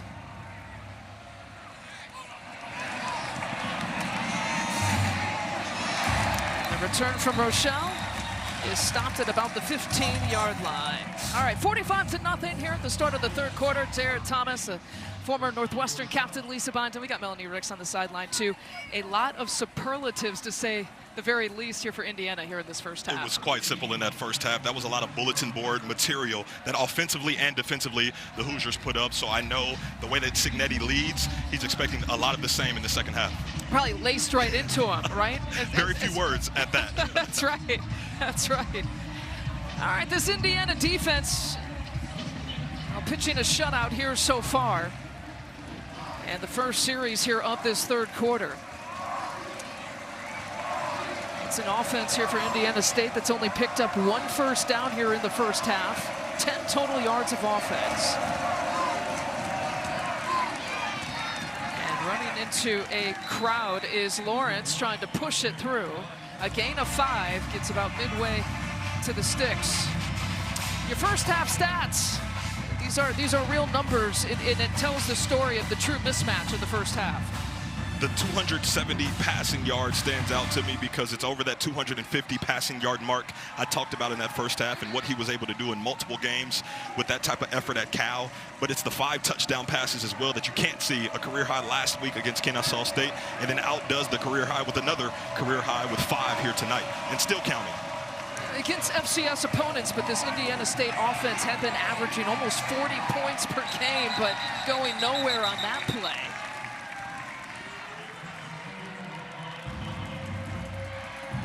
Talked about it so many times, this Hoosier team, as they go into the rest of the season, you want to leave non-conference play with a great taste in your mouth as you look ahead, because those are the habits, that's the identity of your team that you're going to lean on when times get a little bit tougher with some of those Big Ten Conference foes coming up. 3rd and 8. They're 0 for on 3rd downs. Forced to throw, keeps pushing back. It's Kamara, bats down the pass and incomplete. Brings up 4th down. I love that effort from Mike Kyle. Kamara, 10 sacks a season ago. It was him and Aiden Fisher doing a twist game. It was the Mike linebacker first. You see it to the right of your screen. And then Kamara loops underneath and is relentless to the quarterback. One reason that so many for the Hoosiers were excited when he decided to come back, because that effort last year landed him 4th in the Big Ten with 10 sacks. The first time for a double-digit sack getter in 16 years. The second most pressures on a quarterback last year in the FBS. 8 drives for this Indiana State offense and just 1 first down. And that ball will roll to about the 28-yard line. A punt of 55. And Fernando Mendoza will go back to work. 19 of 20 in the first half. 270 yards, 5 passing touchdowns. And they're doing the Mendoza switcheroo. It's not going to be Fernando. He's going to stay on the sideline. It's going to be his little brother, Alberto.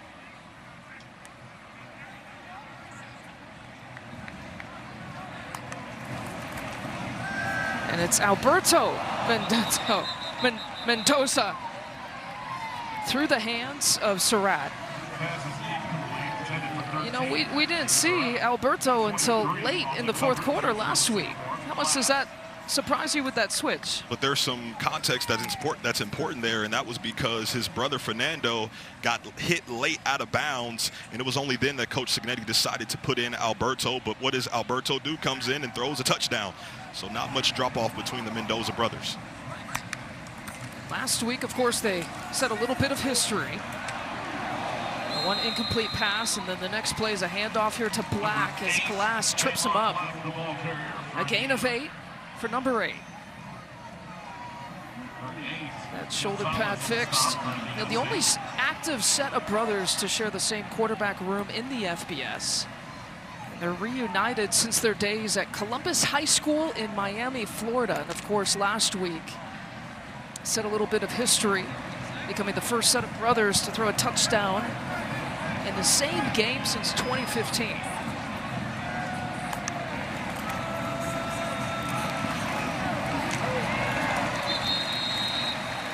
And the thing I love about that the most that you just talked about, Lisa, all of that history is phenomenal, but it was actually the first time for both of them throwing the touchdown for the Hoosiers. So some history made on the same day, in the same way for the Mendoza brothers. Gain of 6. And another first down. So older bro watching on the sideline, younger bro now playing. Still the same 3 rotation of backs right now to start the 3rd quarter. BB is in. Cooper Jr. is off and running, making 4 touchdowns on the night. Doesn't matter if it's Alberto or Fernando tossing to him. My old offensive line coach used to say the defense is just X's on the field, so don't give them more praise than they need to because they're all defenders. For the Hoosiers, it's all just efficiency and completions at the quarterback position. Don't worry about what number it is. If the last name is Mendoza, it's synonymous with touchdown pass. 58 yards on that pass play. The second passing touchdown of Mendoza, Alberto Mendoza's career.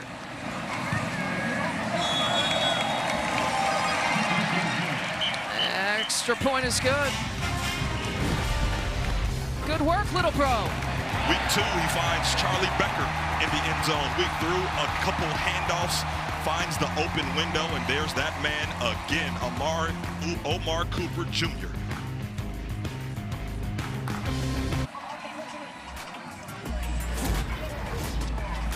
There's only one thing better than number 3, the receiver for the Hoosiers, and that's touchdown number 4 for Omar Cooper Jr. It was decided quickly after he caught that touchdown pass for Alberto that he was taking it to the house, and then signals to the crowd, that's number 4.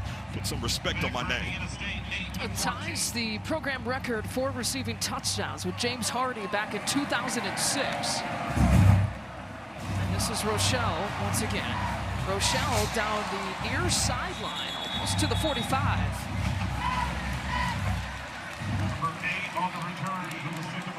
A gain of 41. There could be some program records falling here tonight, and this one ties the program record. In a night filled with superlatives, as you said, coming into the second half. This is a night of history, and this is the type of game that springboards you into the rest of the season. You look back at this one and said, we really had our first attempt at a clean brand of football, something we talked about at the start of the broadcast. We were able to maintain it if the Hoosiers are able to do so, and this is the type of effort that Coach Cignetti was looking for from his bunch. Those special teams letting them down a little bit, because that was one area that he felt was pretty solid the first couple of weeks.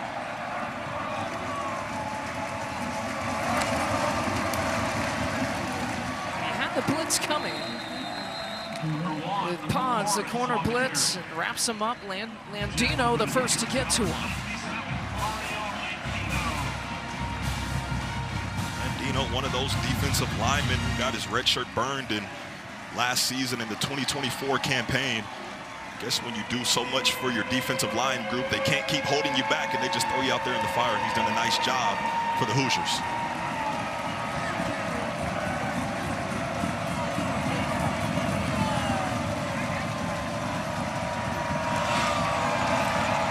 More pressure coming. Patterson doesn't have anywhere to go. I mean, he stared right in the face of Kamara and Boykin. How many times have we saw Boykin trigger from the inside slot position as the defender, blitzing, getting pressure on the quarterback, being right in the face of Patterson? Once again, this defense from Brian Haynes is someone that he says, I look at defense as drawing up explosive plays to attack the offense, not just allowing the offense to attack us. And they have been in the driver's seat with that pressure all night.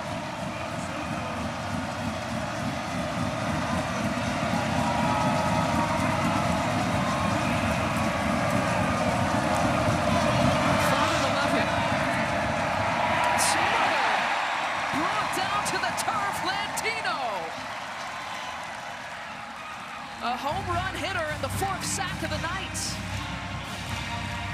This is what so many call a coverage sack. When the quarterback has to hitch and he's trying to let the ball go, but there's just no one to get it to. It gives guys like Landino the opportunity to pursue the quarterback and get him down for a sack. Landino make that his defensive drive there with his effort there. The 13th tackle for loss here for Indiana. Another third and out, 3 and out.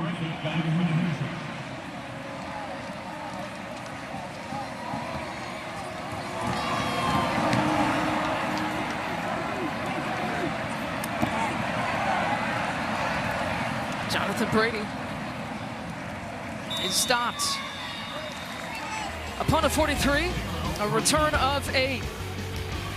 Hey, we got a new resident, or a return resident in the house. We're talking Hoosier the Bison when we come back.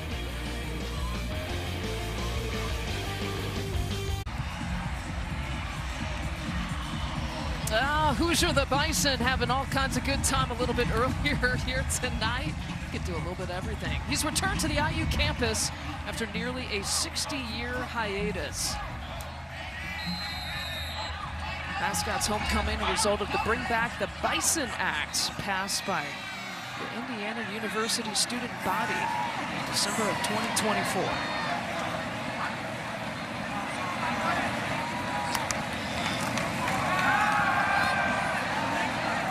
Pass complete. Mekhi Jackson makes the play, and Melanie Ricks, you got more on Hoosier the Bison. I do, Lisa. I've got a historian with me. This is Dr. I'm sorry. Dr. Galen, Clavio. We got it. We'll figure it out. But also, he is the Associate Dean of IU Media School, a 4th-gen Bison. And again, you're a historian here today. Can you take us through the history of the Bison and how its presence came to fruition? Absolutely. There's a long history with the Bison here at IU. It was actually the mascot back in the 1960s. But it kind of fell out of favor. The costume was kind of weird and scared kids. And so it went away for about 40 years. And then there was a little movement on campus. We had some professors, myself included, who really wanted to see it come back as a mascot. The athletic department got involved. Student government voted in favor of it. Everything came together pretty quickly. And it's great to have Hoosier the Bison back. It's been too long. Well, and how do you feel like the renaissance of Hoosier has been received by fans and on campus? People have been almost uniformly positive about it. I mean, the students, I think, wanted something of their own. IU has so much tradition, which is great, but the Bison is something brand new, and it belongs to the students today. And the fans like me that have been around, have been alumni of IU, I think are really embracing it because there's a history with it here, not just at IU, but in the state of Indiana. And especially when it comes to kids, I feel like kids are the ones that really enjoy seeing mascots up close. You said 60 years ago he was a little bit scary, but how do you feel like the kids are reacting to him these days? They love it. I've got 2 girls under 10 myself, and they just think he's the cutest thing. We've seen lines for the Hoosier the Bison with kids coming into Assembly Hall and getting autographs with him. So that's one of the big things. You want to make it fun for kids, and having a big stuffed animal basically running around on the sidelines is a great way to do that. Well, and speaking of, what did Hoosier say to his kid before he came to the game tonight? I don't know. That's an interesting question. Though it's funny because I think what you say to kids is like, this is a fun thing to have around, and it's really exciting to have somebody out there like leading cheers, and it's just a great time all the way around, I think. Well, to answer that question, he said, "Bye, son, Lisa." See, I blew the joke. Oh. No. We threw a flag on your joke, Melanie. False start. Great execution, though, Melanie. That or a false start. Still second out. And is not going to make that man happy. Already frustrated with some of the penalties here in the first half.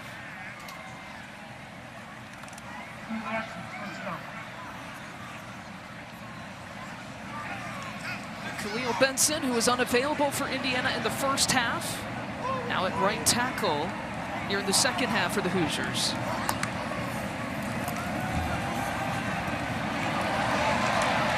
And Holden Stays, who picked up a touchdown earlier, nearly picks up the first down there. Well, during our interview, it's BB who took a hard hit here. I saw it right on the sideline as he goes down to the turf. He immediately grabs at that knee right there. Not sure what happened, but one of those 3 parts of that running back monster that they have coming out of the backfield. Hopefully he is okay. Picks up the first down. It's Kaylon Black. Just chewing up some yards here on the ground. Drew Covington. It's the play, a gain of 13. Kaylon joined IU last season after 4 years at James Madison. One of the journeymen that came over with Coach Cignetti and this staff, and has been a nice addition to the running back room.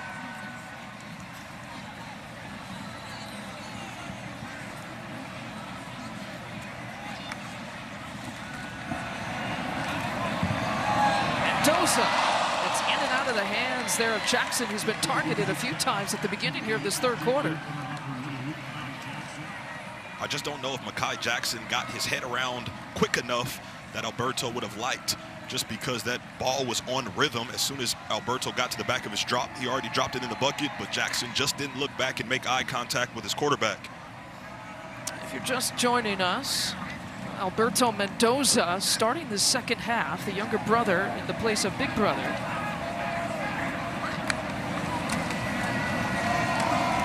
We'll go on the ground again to Black. Takes it down the left sideline.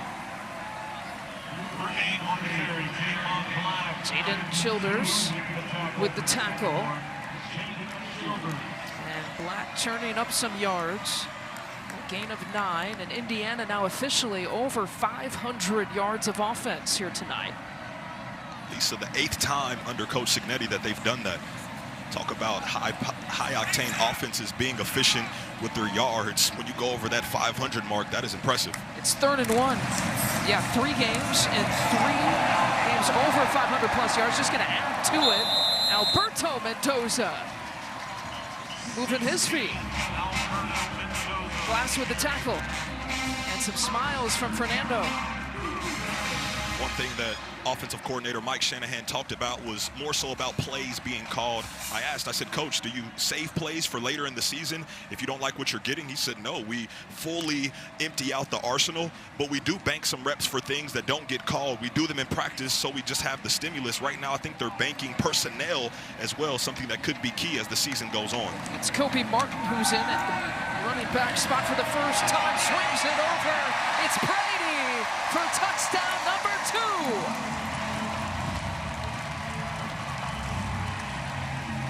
A 12-yard score, and the Hoosiers keep rolling in the third. Something that the business world talks about is having SOPs, system of policies, where you can plug and play no matter where that establishment is. Right now, we're seeing an establishment of SOPs from this offense. It doesn't matter who's at quarterback. He gets back there, gets into the control seat, and dishes and times the defense all the way down for another Hoosier score.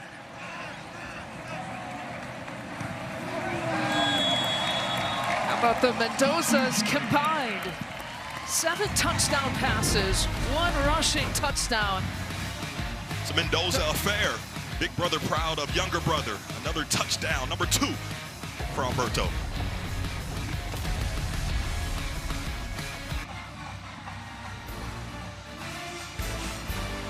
Big Ten Plus gives you access to more live Big Ten games, and tomorrow you can see the #1 ranked Indiana men's soccer team open conference play against Michigan. Download the Big Ten Plus app today. It's always game on. This is soccer royalty in these parts. Always been a basketball state, and now after last year, a football school, a lot of people say. The college football playoff, the best years in school history. We will check in with Melanie Ricks with an injury update. What you got, Mel? Well, Lisa, we saw him go back to the medic tent for just a few minutes. After that, he did emerge. He was limping a bit gingerly. He went to the locker room. As of now, no official health update, but I will keep you posted if we do hear anything more about Lee Beebe. Again, he limped to the back, walking a bit gingerly, and we saw that he may have hurt his knee. It looks like a lower body injury, but we're still waiting for the official confirmation, Lisa.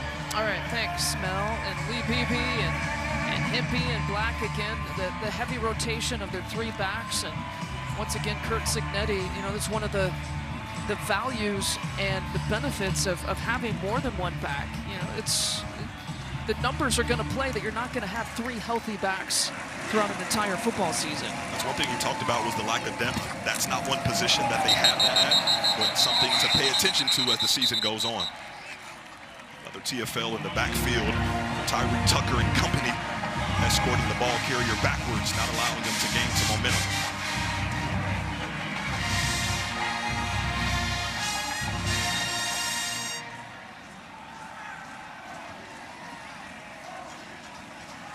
Indiana State going backwards, now 2nd and 14.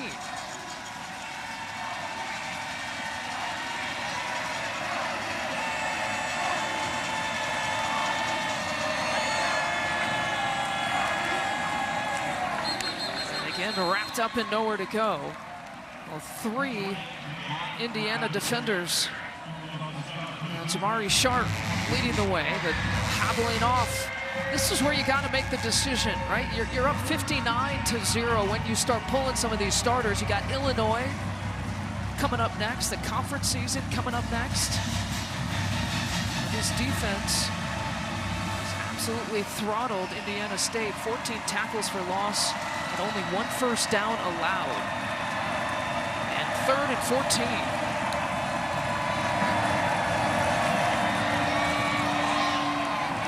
And well short of the first down. A pickup of 6, but a flag on the play. Lisa, before we get to that flag that was on the field, that's something to pay attention to, as you said, in that defensive secondary backfield, only because they've already done some shuffling in that position room.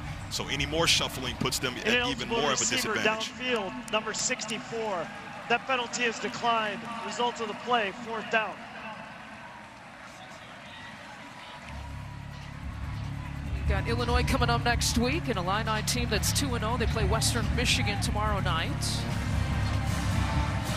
It's a top 10 opponent. Yeah, they might be doing some Friday night viewing here. You look at that Hoosiers schedule from a season ago, they didn't face a ranked opponent, Lisa, until November. And here we are just getting September started, and the Illini already coming to town. So almost 430 yards of offense per game right now, about 49 points per game. So a foe that the Hoosiers have to be ready for. I'm sure the Illini doing some Friday night viewing of this Hoosier team here tonight, and Indiana will be doing some Saturday night viewing tomorrow on their next week opponent. 4:13 left. Fun of 45. Return of 11.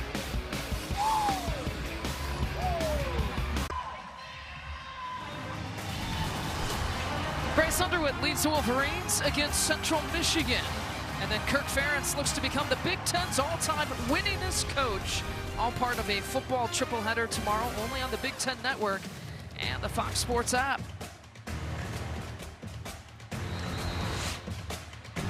Big weekend of Big Ten football. Last weekend, the network for the first time had Ohio State and Penn State, the number 1 and 2 teams in the AP poll, on the same day for the first time on the network. And Jared Thomas this week could be a little bit of history as Kirk Ferentz is chasing win 206. And Coach Ferentz has beaten UMass 4 other times, twice as a head coach at Maine, and then twice as a lofty linebacker at UConn. Oh, you have done your research. You got any other nugget on Anthony Herron, who's going to be calling this game again? Well, in that same season where he got honorable mention All Big Ten, 3 sacks, so the big fella was getting to the quarterback. You're ridiculous. We're busy this afternoon. First down pickup for LeBron Bonds, the true freshman.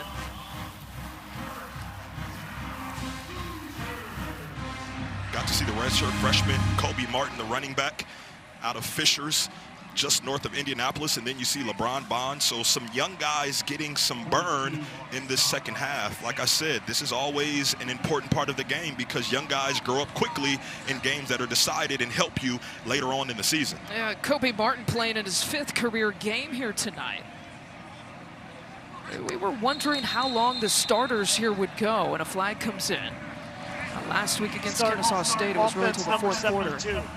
5-yard penalty. Still first down. That's Johnny with the penalty, and some of these backups now, you know, they're just, it's good experience, it's good reps, but the continuity probably isn't there right now. But honestly, Lisa, when you look at the college football playoff, and that's something that the Hoosiers made it to last season, style points do matter, as the committee have shown. So sometimes it's about running it up, because if it comes down to 1 or 2 things of layers of differential to the next team, I think that plays a factor. Mekhi Jackson with another catch. Gain of 6, 2nd and 9. Mekhi Jackson, similar to Elijah Surratt, St. Francis, out in Pennsylvania product, Appalachian State, that is, transfer. 21 starts in his days before he got to the Hoosiers. Productive wide receiver. They were teammates over there at St. Francis, Pennsylvania.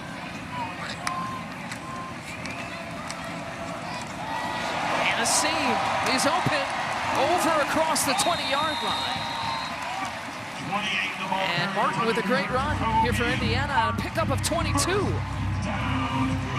There's just enough out there for everyone to eat here at this Hoosier dinner table. Just watch the patience, allowing the offensive line to do their jobs, and then you see the burst. Martin understands, I get some burn in this game. Let me take advantage of it, just running like a madman possessed. As a true freshman last year, Martin only played in a couple of games, was able to redshirt. No touchdowns yet in his career, but this drive might change that quickly. Mendoza directing traffic to Martin. Martin straight away. How about a first career touchdown? Kobe Martin. Lisa, I'm going to tie 2 things together, and it starts with that offensive line, because I just can't help myself being an offensive lineman, but that's Khalil Benson. This is a guy that was here from 2020 to 23, and then he missed the first half, was not available in the second half, was the lead blocker on that Kobe Martin touchdown. So 2 guys that are seeing some action in the second half, putting more points up for Indiana. Allowed to give your own lineman some love. How about giving Kobe Martin some love? He covered, by the way, the last 42 yards on the last couple of carries. He did it quickly at that. He saw the red in the end zone and said, I have an appointment with it, and got there efficiently.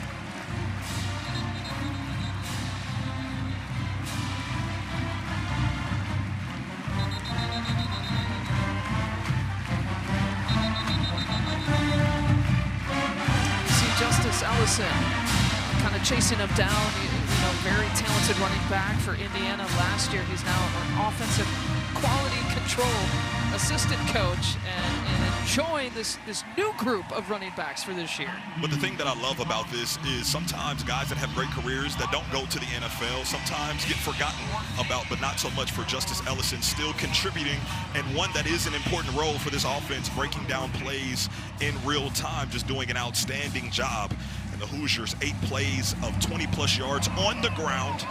ISU's longest play is 13 in this game tonight. So it just gives you some comparison between the two teams and how they've been able to get numerous explosive plays. Yeah, Rochelle gets a one-arm tackle by Isaiah Jones. Speaking of Justice Ellison, you know, the 10 touchdowns he had last year, 848 rushing yards, and now on the IU staff. What do you got to do with Kurt Signetti's going to do? Well, bring in a guy who has the experience, a great leader. You know, the guys look up to him, and now he can have moments like that on the sideline to celebrate and to teach with these new guys this year. And truthfully, it matters. When you have a guy that's just a coach, sometimes that coach didn't necessarily play your position or he didn't go to that university, but with Justice, that's a little bit different. He is touted in this program, and he's giving back to the younger generation. And Brock Riddle, now the backup quarterback, the backup to the backup, you could say, for Indiana State.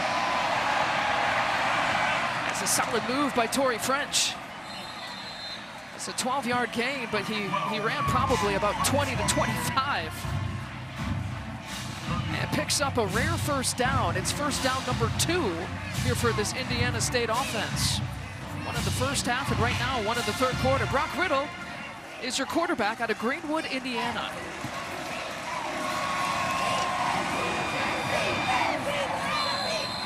And against the backups, that's Dion Brown, who is marked just short, about a yard short of the first down.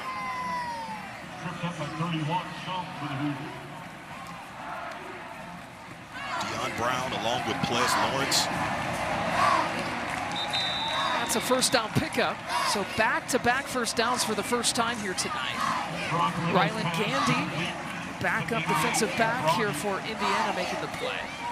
Ryland Gandy on the stop for Indiana.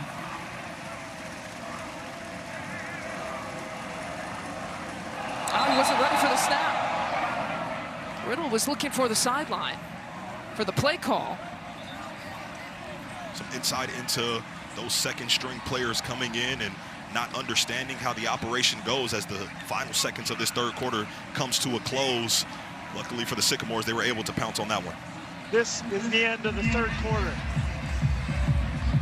It's the end of the third quarter. A big lead for the Hoosiers headed into the fourth.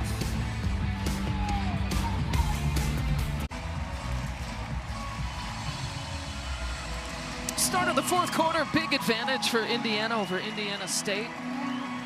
Two teams, two schools separated about 60 miles apart. Both teams coming in with 2-0 records. Indiana State, though, hasn't faced an offense or a defense like this yet this year. Dion Brown taking the handoff. 28 on the carry. Brown. I was going to talk about it a little bit earlier, but Dion Brown and Nick Osho complement Ples Lawrence nicely out of that backfield. Those 3 guys are going to be important for the Sycamores going forward, so why not have some success at the back part of this game? It's a pickup of 7. And not going anywhere that time, Isaiah Jones.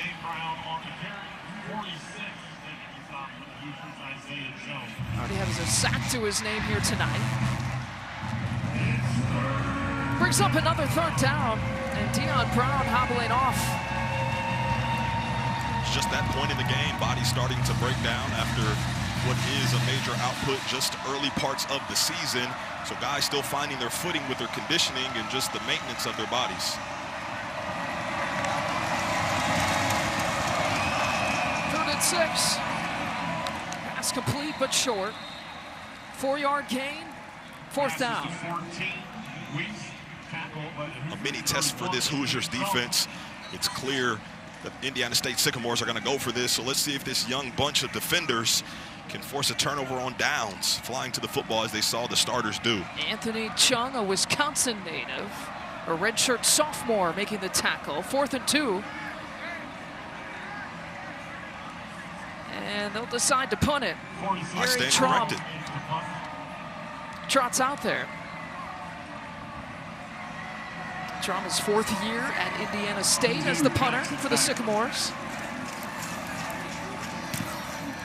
And Mekhi Jackson lets it go. Takes an Indiana State bounce as they field it right at the 1-yard line. Beautiful punt from Traum. A punt of 45. Indiana backed up against it.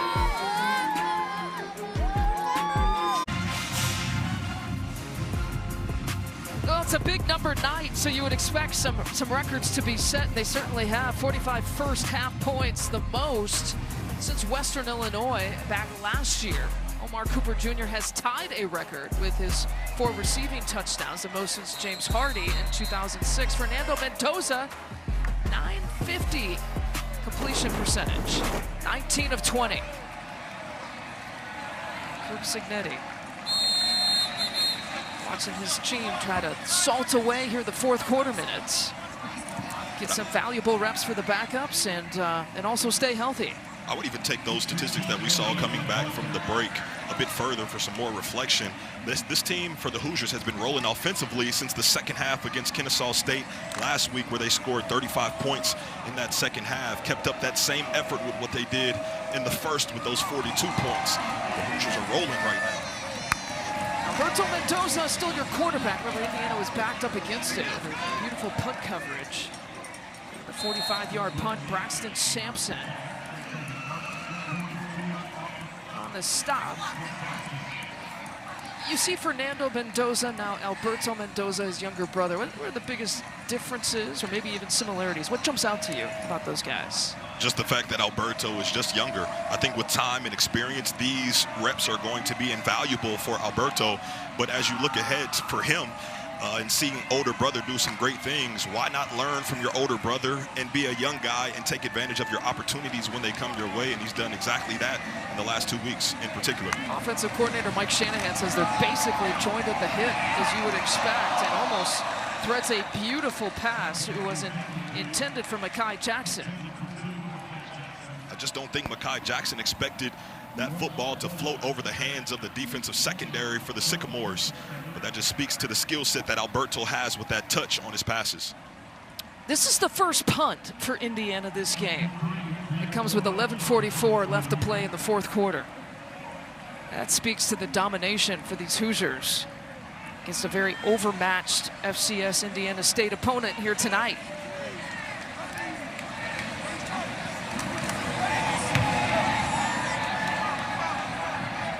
It's Quinn Warren, who's been the least used player here tonight for Indiana as the punter. And he's taken over again for an injured Mitch McCarthy. Warren's first punt's a good one, though, 57 yards. We'll take a quick timeout.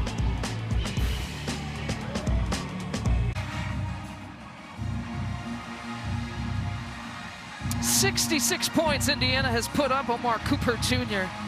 has 4 touchdowns, so he's added a lot to that 66 points. Tonight's Good Hands moment, sponsored by Allstate. How about 4 moments?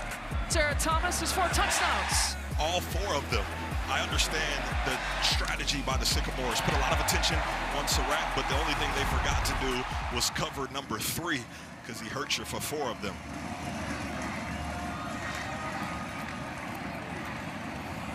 Snatching up all of our sponsorships, by the way. We had our Stanley Steamer performance in the first half. I think it all started with your mention of him in that first half. He heard you, then he just kept it going there. I mean, Elijah had 3 touchdowns a week ago, 97 yards, and Omar said, I can do something a little bit better, and he did exactly that. Over 200 yards and 4 touchdowns. Impressive night.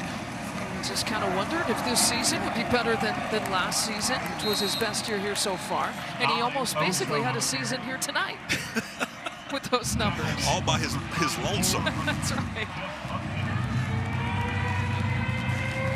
A couple of rushing touchdowns for this Indiana team. You're looking at it. and 7 receiving touchdowns for this team. Well, Cooper is 4 of the 7. And for those watching, it's going to be easy to say, well, we didn't really do anything on the ground, and I would say you didn't have to. Right. 3rd and 8.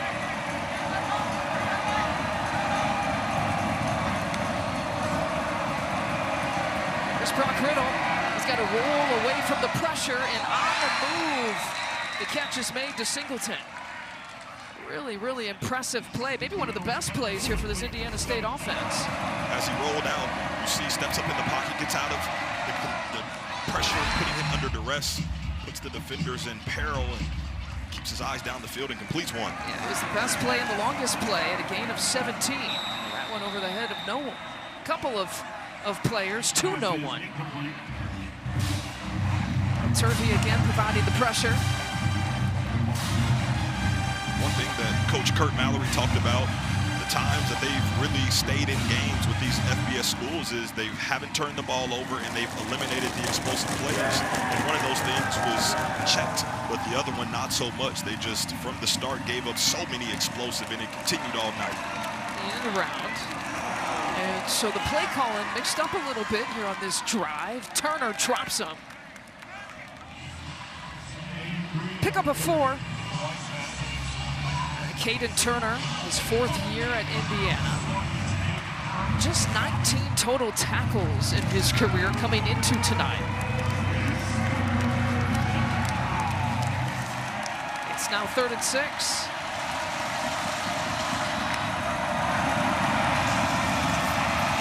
Riddle is wrapped up.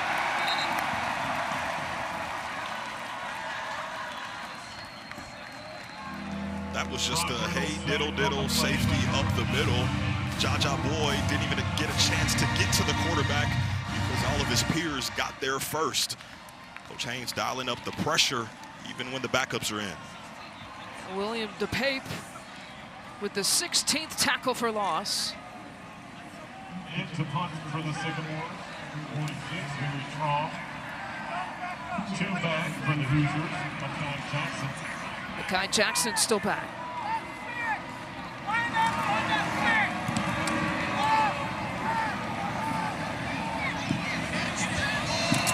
Now they tried to save it. It'll be a touchback. Nearly backed him up. Back-to-back punts. 8.5 minutes left to play. This guy's team's up 66 points, and you wouldn't know it.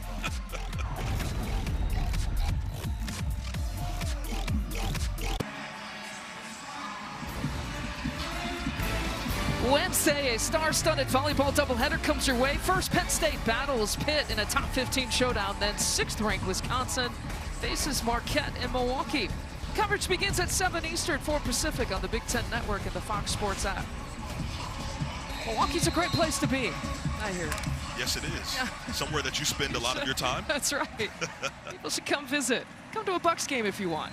Grant Wilson is the 3rd quarterback here for the Hoosiers. A transfer out of Old Dominion. And Martin is still the back here for Indiana. He's the 4th running back that we've seen. He picked up his first career touchdown of his Indiana career. Here's Grant Wilson out of Virginia. And the Old Dominion transfer, his first year at Indiana. It's his 3rd school. He's been at Old Dominion the last couple of years. Also played some football at Fordham. 14 starts, 22 career games. He comes in with a lot of experience. Listed as the 3rd string behind the Mendoza brothers. And Martin spins off a tackler. What a beautiful run. Kobe Martin showing some things. He's already shown multiple times in that 3rd quarter alone that once he gets through that line of scrimmage, if you're trying to tackle him with just one arm, that's not going to be good enough because the velocity that he is running with is nothing to be played with. A gain of 14. Another first down here for Indiana. We showed you the records either being tied or broken or lots of points being scored since blank. Last year, remember that Western Illinois game? Indiana won last year 77-3. This game is about as close to that game as you can get. Martin spin cycle once again. about a gain of 5. Gajewski, Caden Gajewski making the play. You see the Mendoza brothers, the quarterback comparison. I mean, Fernando Mendoza. Couldn't he have been perfect? I mean, the slouch, the one incompletion. That's probably what they're laughing about. Like, really, you got 9 passes and 3 incompletions?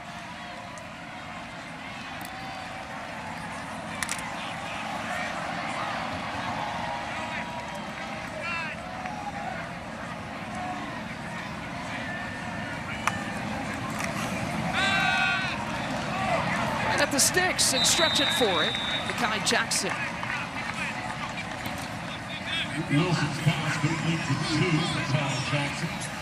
Again, the next 3 games are tough here for Indiana. We've talked about the Illinois game, September 20th. It's the Big Ten opener. Really, if you think about the next 3 games, Illinois, at Iowa, at Oregon, those 3 games could determine if Curt Cignetti and this squad will return to the college football playoff.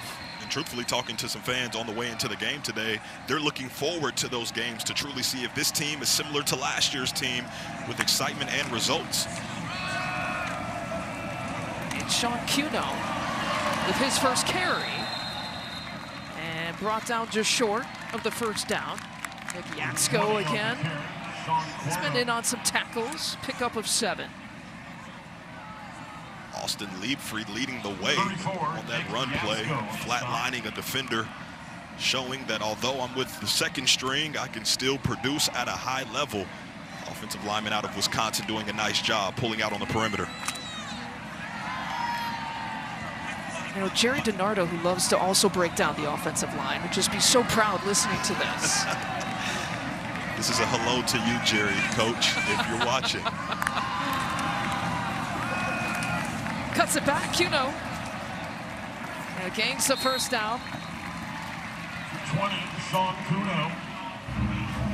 Still to come, the football doubleheader continues out west when UCLA takes on New Mexico at the Rose Bowl. That's tonight at 10 Eastern, 7 Pacific, only on the Big Ten Network and the Fox Sports app.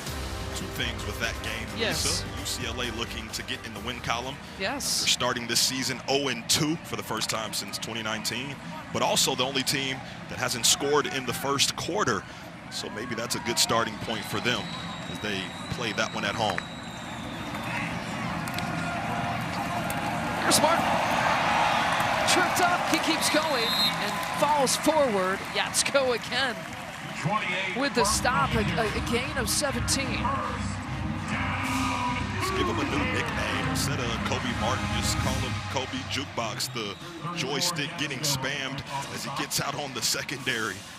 1 foot in the ground, makes a guy miss, almost got a second guy to touch earth before proceeding even further.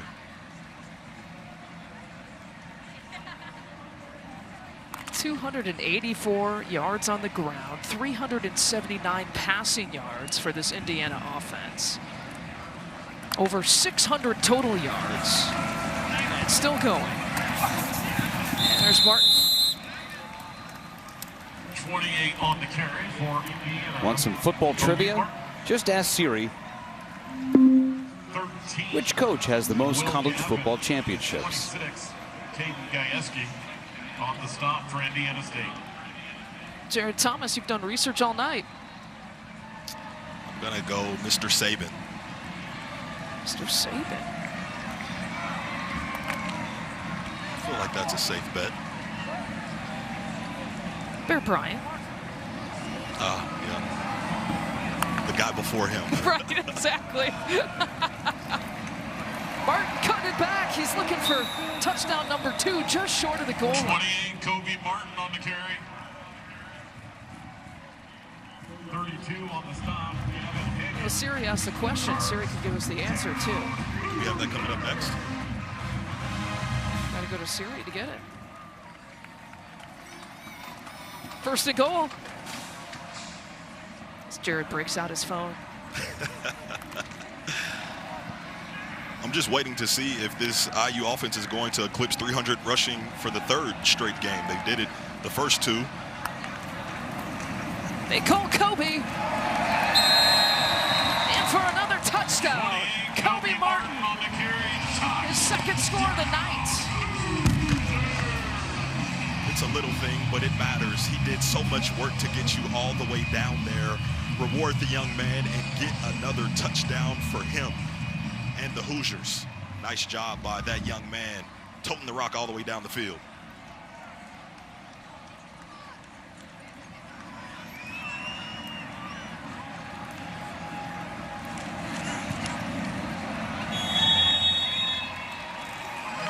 Indiana has put up 73 points against Indiana State. 2 minutes and 18 left before this one is complete. Kurt Signetti knows what's coming. He wants to see better execution, better performance, better improvement from weeks 1 to 2 to now week 3, because this is what's on the horizon. We talked about the next 3 games coming up. That big one right here, September 20th. It's been sold out for a while. In fact, the next 3 home games here for Indiana are sold out. They go to Iowa City and then to Oregon. And then you got Penn State waiting in November.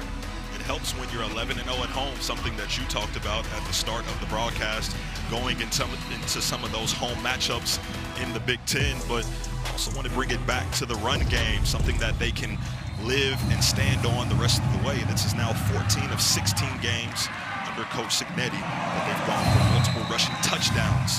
So they don't just do it in the air, they do it on the ground as well. Special teams tackle, Cha-Cha Boyd.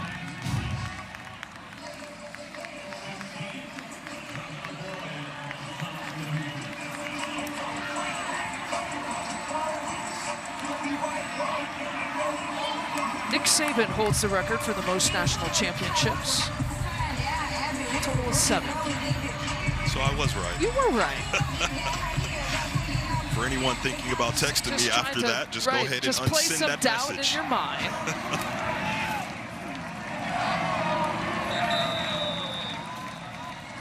And Jared Thomas did not Google that, just for the record for everyone. Just right here between the ears.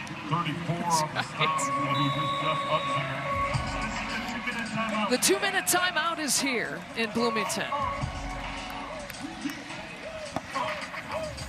We will step aside. Hoosiers up big.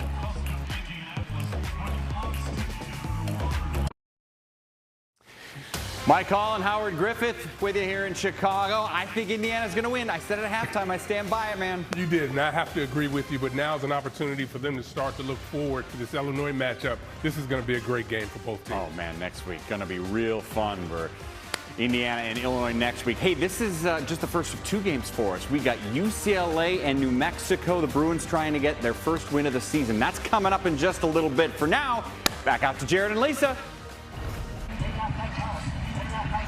Oh, Mike Hall, it's so good to have a Friday night date with you. Here, 2 minutes left to play. Jared Thomas, Lisa Byington, Melanie Ricks on the sideline. Kurt Signetti on the sideline. Pensive about this game, 73-0.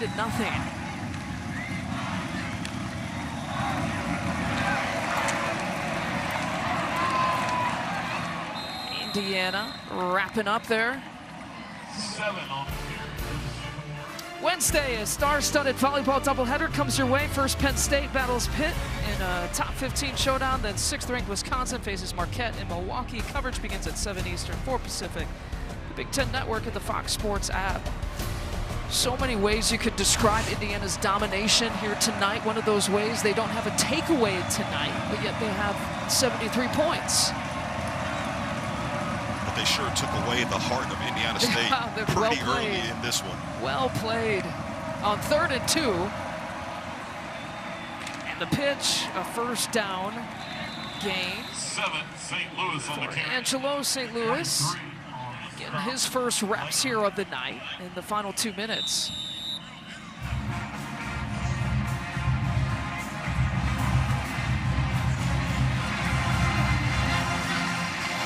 Signetti. There's a chance to enjoy things and enjoy a night like this. He certainly has the chair to do it, I would say. One thing that fascinated me about this was his wife actually wants to get rid of it for so many reasons, and I'll let you tell the story because no one tells a better story than you, Lisa. Well, he got the chair like 36 years ago and hasn't let go of it. It's worn, it's faded, it's that teal color. His wife hates it, but he won't let go of it. So there's the story. But the won't let go of it is so interesting because he talks about in the 8 coaching stops that he has, that's the go-to where he feels the most comfortable. But sitting down with him yesterday, he never feels comfortable because the SIG way is being never satisfied. That's true. So for him to be satisfied in that chair, it really blows my mind. I love the fact that we talked to him about it last year. He said furniture companies were calling him when the story came out. Kurt Mallory, handshake with Curt Cignetti. And Indiana, the largest shutout win since October of 1901 when it was 76-0. Indiana's total yards, 680. Over 300 on the ground, 300 in the air. That includes the shutout. And 11 straight wins at home. That is a new program record. It's called a history night right there. As this Hoosier team goes throughout the rest of this season, and they look back on this game, not just this year, but years moving forward. A lot of history was made, and hopefully for them, they can build on it as they go into Big Ten play. Absolute domination, an undermanned Indiana State team, but with eyes on the conference season here coming up next, and a ranked and very talented Illinois team is coming to town. They just went on the road and beat Duke, something that hasn't been done on the road against an FBS opponent in a little bit for the Fighting Illini. So I know they're going to be jacked up to come into Bloomington and shake up that undefeated record for the Hoosiers at home. The Illini play Western Michigan tomorrow night. That'll be must-see TV for these Indiana Hoosiers tomorrow night. Let's check in with Melanie, who's with Coach Sig. Thanks so much, Lisa. Congratulations on another record-setting win for you. First off, do you have any injury update for us on Lee Beebe? No, we don't. Okay, well, again, congratulations on the win. You talk about playing a complete game. How close did your team come to that tonight? I think pretty close. Defensively, the ones were dominant. The offense made plays. Some penalties on teams. You know, Indiana State came out, played really hard early. We just had more bullets in our gun than they did. But we've definitely taken a step week 2 and week 3. Well, and speaking of, what steps from week 3 do you want to carry over into week 4? All the good ones. Thanks, Coach. Congrats. She got 2 smiles out of him, one at halftime, one at the end of the game. Our thanks to our producer, Brian Carter, our director, Doug Brown, Jared Thomas, Melanie Ricks working the sideline, Mike Pereira is our rules analyst, Ethan Cooperson, our statistician, Josh Peterson, our spotter. This has been an exclusive presentation of the Big Ten Network. Time for live game break, and Mike Hall, Howard Griffith, and Marcel Reese.